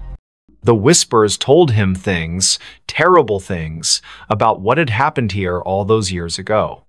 A forbidden love, a desperate plea, a final betrayal. The rain soaked through his clothes, but he barely noticed. In his mind's eye, he could see her, Elizabeth, young and beautiful, standing at the edge of the hill, looking out toward the harbor. Her lips moved, forming words he couldn't hear over the storm. But he could feel them, resonating in his chest like a second heartbeat. Madison had retreated to her basement, seeking sanctuary from whatever haunted her home. The old furnace hummed in the corner, its rhythm matching the breathing that now filled every room. Boxes stacked against the walls contained fragments of her family's history, generations of Riveras who had lived and died in this very house. She opened one at random, finding a yellowed newspaper clipping. The headline read, "Local Girls' Mysterious Death Shocks Community." The date was June 12, 1865. The photograph showed a girl who looked remarkably like her, standing beside a man whose face was obscured by shadow. He promised, the breathing seemed to say. But he lied. James discovered something in his closet, a small wooden box he didn't remember owning. Inside were letters, written in elegant script that faded even as he read them. They spoke of longing and loss, of meetings in secret places, of promises broken under duress. The last letter ended abruptly. "If you're reading this, then I have failed. Tell them what he did, tell them how he silenced me, the whispers will guide you." The room temperature plummeted, frost forming on the inside of his window. Outside, something moved between the flashes of lightning, something that shouldn't exist in this world. Find them. It breathed. All of you. The storm reached its crescendo, lightning striking the gold dome of the State House with a deafening crack. For a moment, everything went white, and when vision returned, the city seemed subtly altered. Shadows fell differently, familiar landmarks appeared slightly skewed, people walking in the streets moved as if underwater, their faces blank masks. Those who had been touched by Elizabeth's story felt the change most acutely. Their senses heightened, their perceptions expanded beyond normal limits. Sounds carried from impossible distances. Smells lingered long after their sources disappeared. Touches left imprints that glowed faintly in the dark. Andrew found himself unable to leave the cemetery. The gates had vanished, replaced by an endless expanse of tombstones stretching in all directions. Each bore Elizabeth's name, each marked a different year of death. The whispers became a chorus now, overlapping voices telling conflicting versions of the same tragedy. Some claimed she had thrown herself from the hill in despair, others insisted she had been pushed. All agreed on one thing: justice had never been served. The rain continued to fall, but it wasn't water anymore, it was memories, each drop carrying fragments of lives cut short, hopes dashed, loves lost. Madison's basement had transformed into a labyrinth of family secrets. Every box she opened contained evidence of her ancestors' involvement in Elizabeth's fate, letters of condemnation, witness statements, a blood-stained handkerchief, photographs showing the same shadowy figure across generations, always present at moments of tragedy. The breathing grew louder, surrounding her like a physical presence. "You know him," it rasped. "He watches still." She looked up to see her own reflection in the basement window, but instead of her face, she saw the Shadow Man's features clearly for the first time. Their eyes met, and she understood everything that had been hidden, everything that had been denied. James's apartment building had emptied of all other tenants, leaving him alone with the entity that had been watching him through his cameras. The photographs on his walls had changed. Each now showed the same scene: Elizabeth standing at the edge of Copp's Hill, reaching out to someone just out of frame. The seventh figure in his broken photograph had clarified, revealing features that matched the Shadow Man from Madison's past.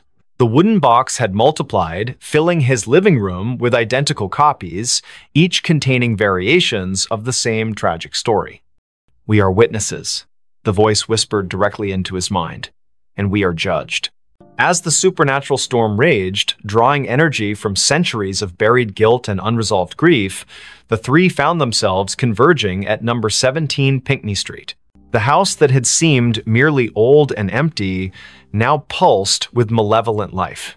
Its windows reflected scenes from the past. Elizabeth's final moments played out endlessly, each iteration slightly different, each ending the same. The front door stood open, inviting them inside to witness the truth.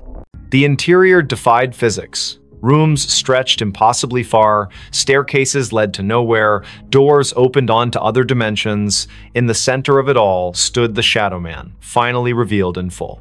His face was a composite of every person who had ever turned a blind eye to injustice, every authority figure who had dismissed Elizabeth's pleas for help.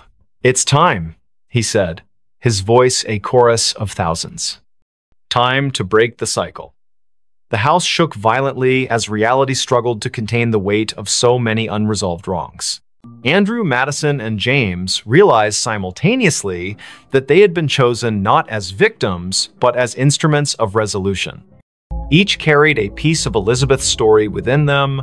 Andrew through his ancestral connection to the hill, Madison through her family's complicity in the cover-up, James through his ability to capture truth in images. Together, they formed a conduit through which Elizabeth's voice could finally be heard, her story told in full, her justice served. The Shadow Man began to dissolve, his form unraveling like smoke caught in a strong wind.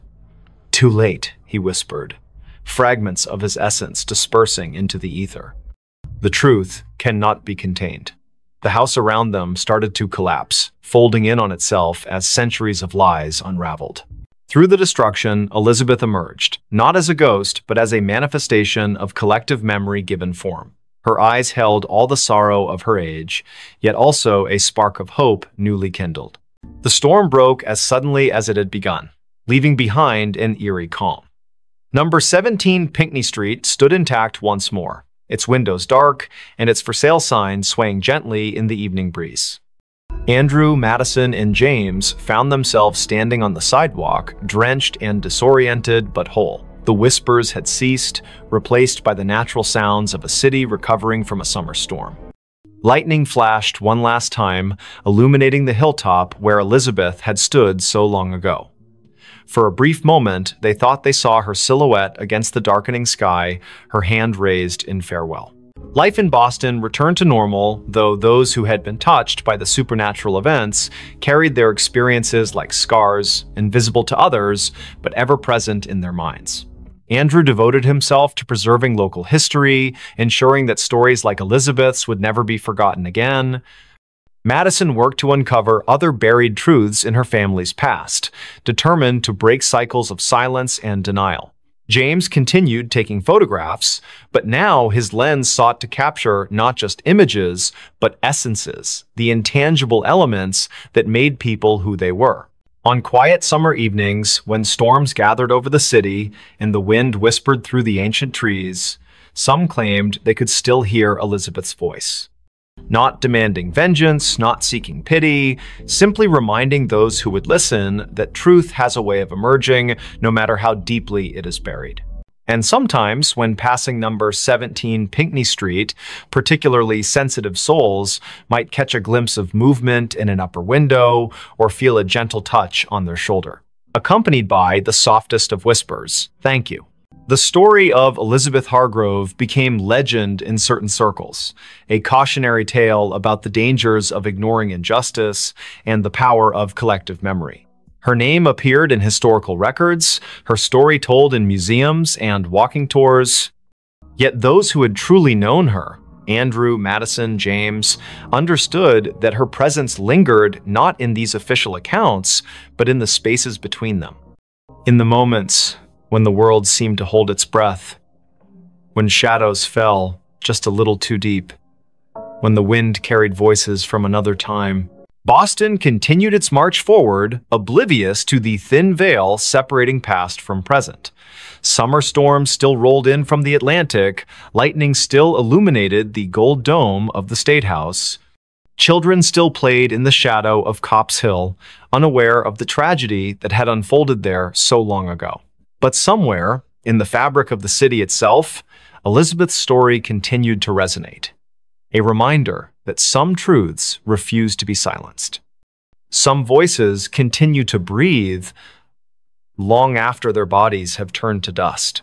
And on nights when the moon hung low over Beacon Hill, casting long shadows across the cobblestone streets, those who listened closely might hear it, the whisper that breathed, carrying fragments of a life reclaimed, echoes of justice finally served. Reminders that even in death, truth finds a way to speak through those willing to listen. Screams in the warehouse at night. The winter air in Savannah carried an unusual chill, even for Georgia. The cicadas buzzed incessantly through the humid night as Amelia Thompson tightened her scarf around her neck. She had taken the security job at the old warehouse on the outskirts of town, mostly out of desperation. The building stood like a monolith against the dark sky, its weathered brick walls telling stories of better days when it was part of the thriving port district.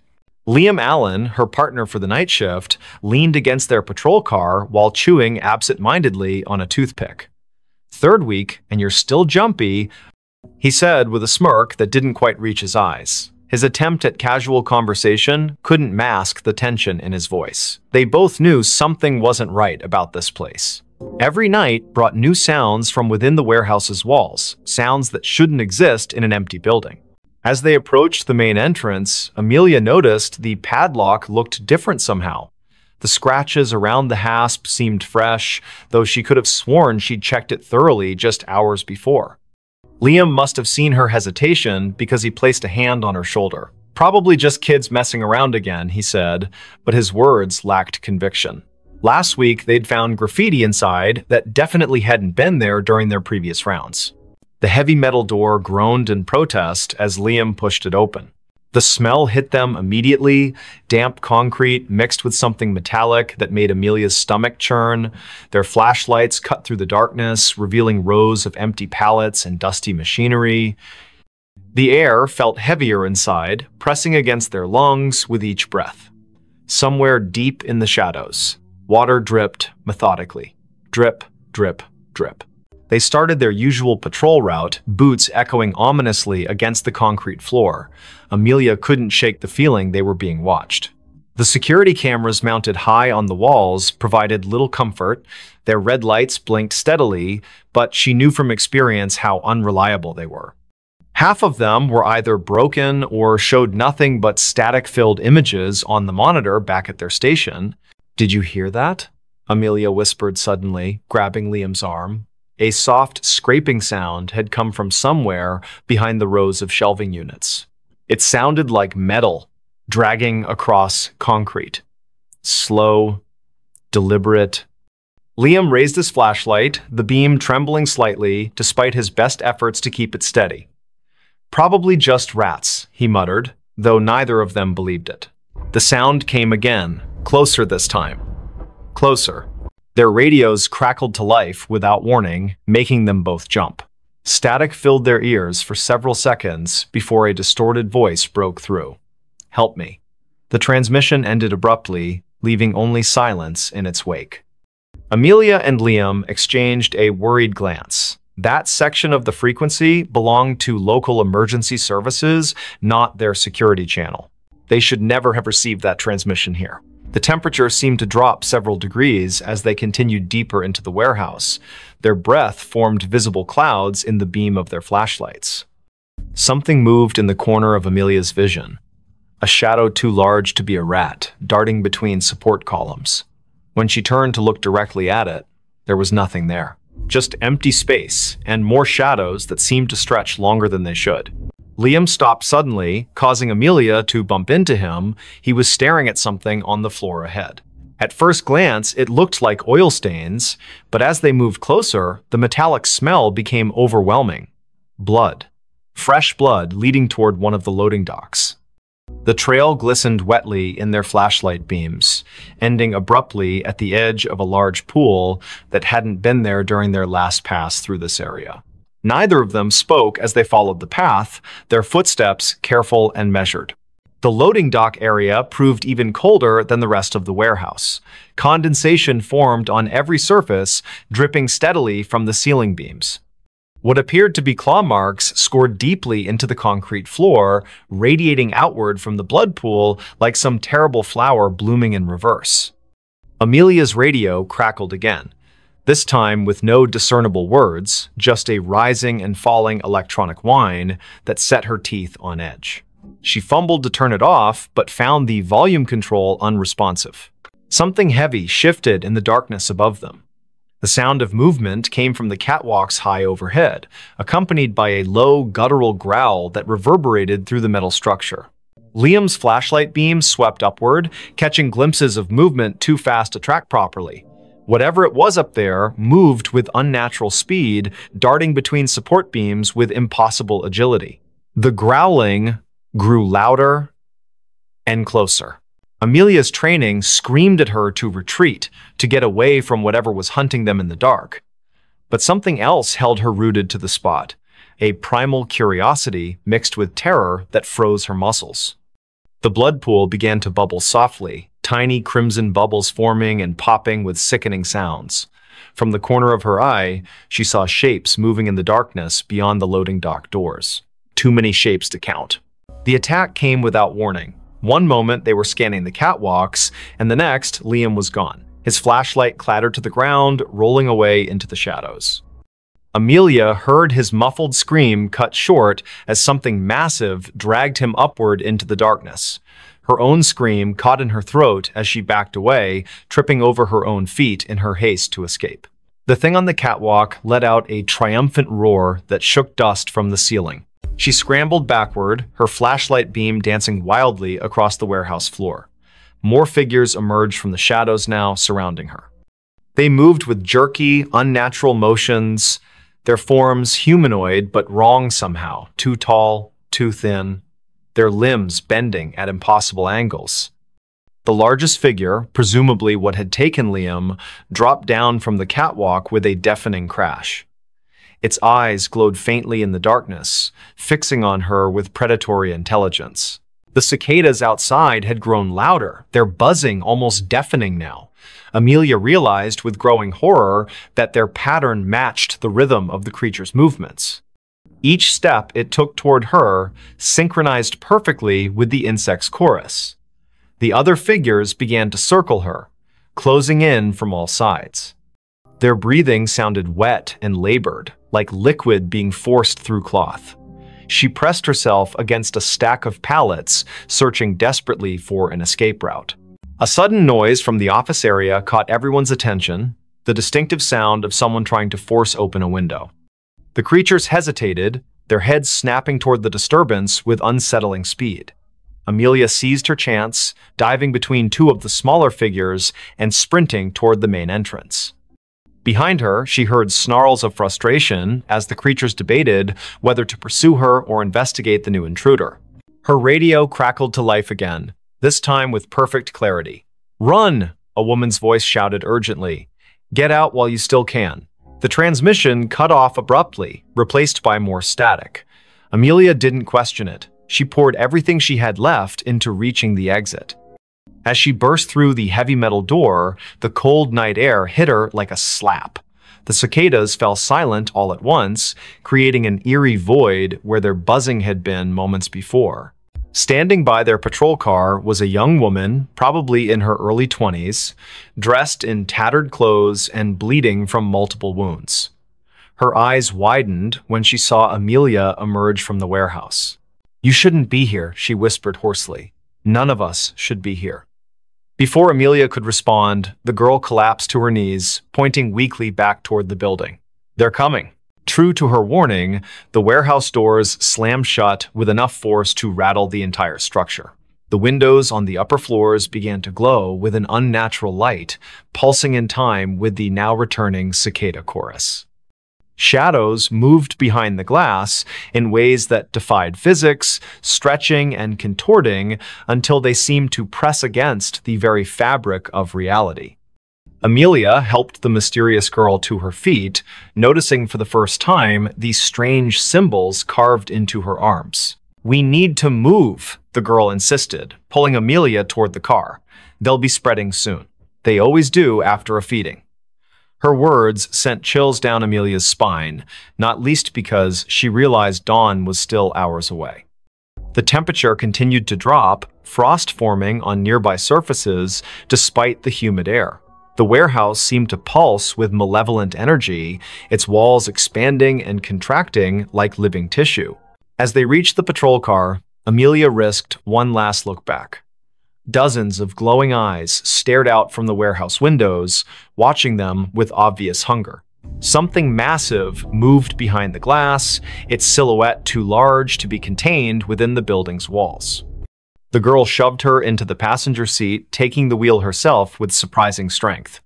"Don't look back," she warned as she started the engine. "Whatever you do, don't look back until we're out of Savannah." The drive through the city streets felt surreal. Streetlights flickered erratically as they passed, and the few people still out at this hour seemed to be walking in slow motion, their faces blank and expressionless. The girl Spiel, who introduced herself only as Rachel, kept checking the rearview mirror obsessively, muttering about spread patterns and infestation zones. Amelia wanted to ask questions, but found herself unable to form coherent thoughts, let alone words. They reached the city limits just as the first hints of dawn began to lighten the horizon. Rachel visibly relaxed, though she maintained their speed well above the legal limit. "You got lucky tonight," she said finally. "Most people don't make it out of there alive, especially not after hearing the screams." Amelia opened her mouth to ask what she meant, but Rachel cut her off. "Don't worry about it now. Just know that you've been marked. They'll be watching for you, watching and waiting." The cicadas began their morning song as they left Savannah behind, their buzzing gradually fading into silence. Amelia stared at her reflection in the side window, barely recognizing herself. Her face was pale and drawn, her eyes haunted by things she couldn't yet comprehend. In the distance, church bells began to ring, their tones carrying an unexpected sense of finality. Rachel gripped the steering wheel tighter, her knuckles white against the gathering daylight. Somewhere behind them, in the heart of Savannah's industrial district, the warehouse stood silent and still. Its walls bore fresh scratches and scorch marks that hadn't been there the night before. Inside, pools of blood slowly dried on the concrete floors, already beginning to attract flies. The security cameras remained offline, their lenses cracked and blackened. High above, on the catwalks, something waited patiently for nightfall. Something that remembered the taste of fear. Don't just watch in the dark. Click subscribe, like, and join now. Before we begin, tell me, where are you listening from and what time is it there? The secret without a name. The cold was biting, and the silence of Anchorage's streets at 2 a.m. felt unnatural. Amelia Mitchell pulled her coat tighter around herself as she hurried down a dimly lit sidewalk. The snow crunched under her boots, each step echoing in the stillness like an unwelcome intrusion.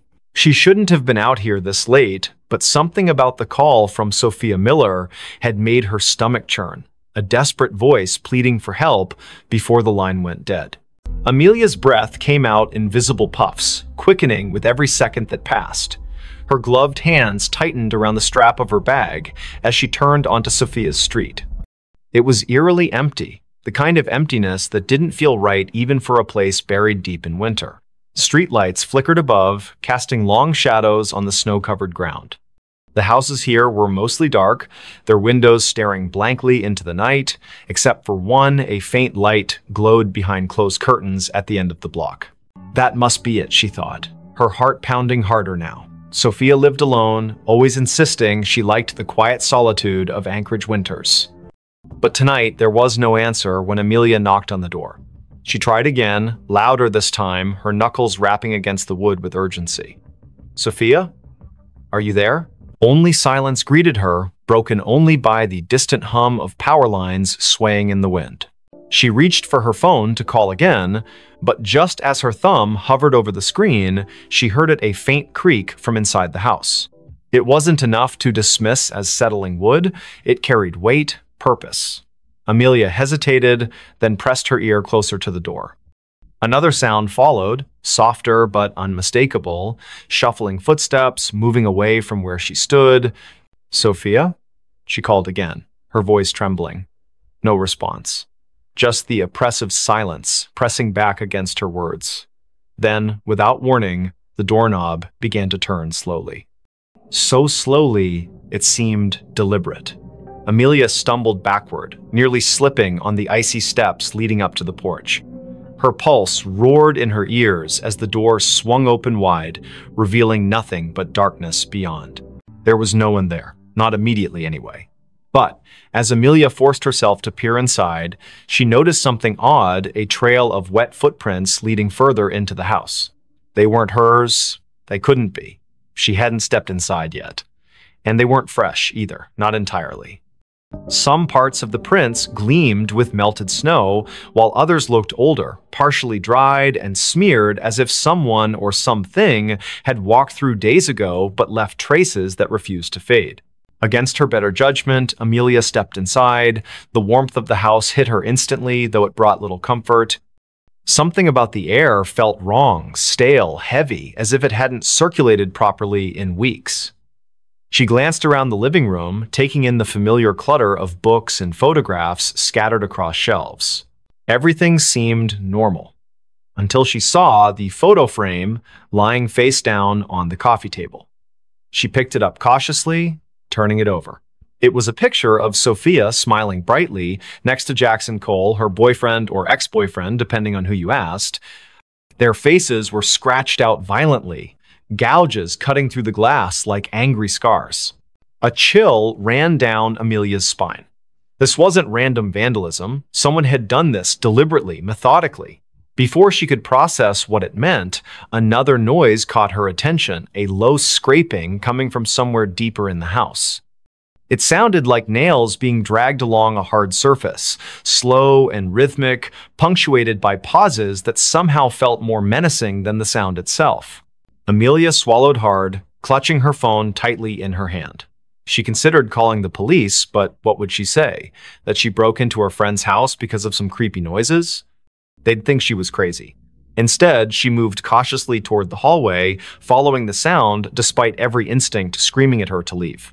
The hallway was narrow, lined with family portraits that seemed to watch her as she passed. Each frame held a face frozen in time, eyes staring ahead as if waiting for something. At the far end, a door stood slightly ajar, light spilling out from within. The scraping grew louder, closer, and Amelia realized it was coming from behind that door. Her palms were slick with sweat beneath her gloves as she pushed it open just enough to peek inside. What she saw stopped her dead in her tracks. The room was small, cluttered with boxes stacked haphazardly against the walls. In the center sat a chair, and on the chair was Sophia, or at least what remained of her. Her body slumped forward unnaturally, head hanging limp as if her neck couldn't support its weight anymore. Blood pooled beneath the chair, dark and congealed, staining the hardwood floor. But the worst part was her face, or rather, the absence of it. Where Sophia's features should have been, there was only smooth, featureless skin stretched taut over bone. Amelia gagged, stumbling backward as bile rose in her throat. She wanted to scream, to run, but her legs wouldn't obey. Instead, she froze, transfixed by the sight before her. And then, from somewhere behind her, a voice spoke softly, almost kindly. "You shouldn't have come." She spun around, heart hammering wildly, but there was no one there. The hallway was empty, the portraits still staring silently ahead. Yet the voice lingered in her mind, repeating the same phrase over and over. "You shouldn't have come. You shouldn't have come." Amelia backed away, tripping over her own feet as she tried to retrace her steps toward the front door. But the layout of the house seemed different now, distorted somehow. Doors that hadn't been there before appeared in the walls, leading to rooms she didn't recognize. Shadows shifted unnaturally, twisting into shapes that defied logic. She could hear whispers now, too, overlapping voices murmuring in tones too low to understand. Panic set in fully as she realized she was trapped. Every step she took led her deeper into the labyrinthine nightmare of Sophia's home. The air grew colder with each passing moment, frost creeping up the walls and forming intricate patterns on the ceiling. And always, always, the whispers followed her, growing louder and more insistent. Finally, she found herself in a room she didn't remember entering. It was larger than any other space in the house, impossibly so, with walls made entirely of mirrors. Each reflection showed a version of herself, but none of them matched the person standing in the center of the room. Some looked older, gaunt, and hollow-eyed. Others appeared younger, innocent, and terrified.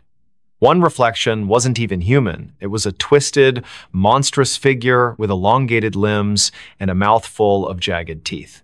Before she could react, the reflections began to move independently, stepping out of the mirrors and surrounding her. Their movements were jerky, unnatural, and they all spoke in unison, their voices blending into a single cacophony. "You know the secret," they hissed. "You've always known." Amelia shook her head frantically, tears streaming down her face. "I don't know anything," she screamed. But the figures only drew closer, their cold breath brushing against her skin. One of them reached out, its fingers brushing her cheek, and suddenly memories flooded her mind, memories that weren't hers. Images of Sophia, of Jackson, of secrets whispered in the dark, of a nameless thing lurking just beyond the edge of perception, waiting patiently for someone foolish enough to stumble upon it. And then everything went black.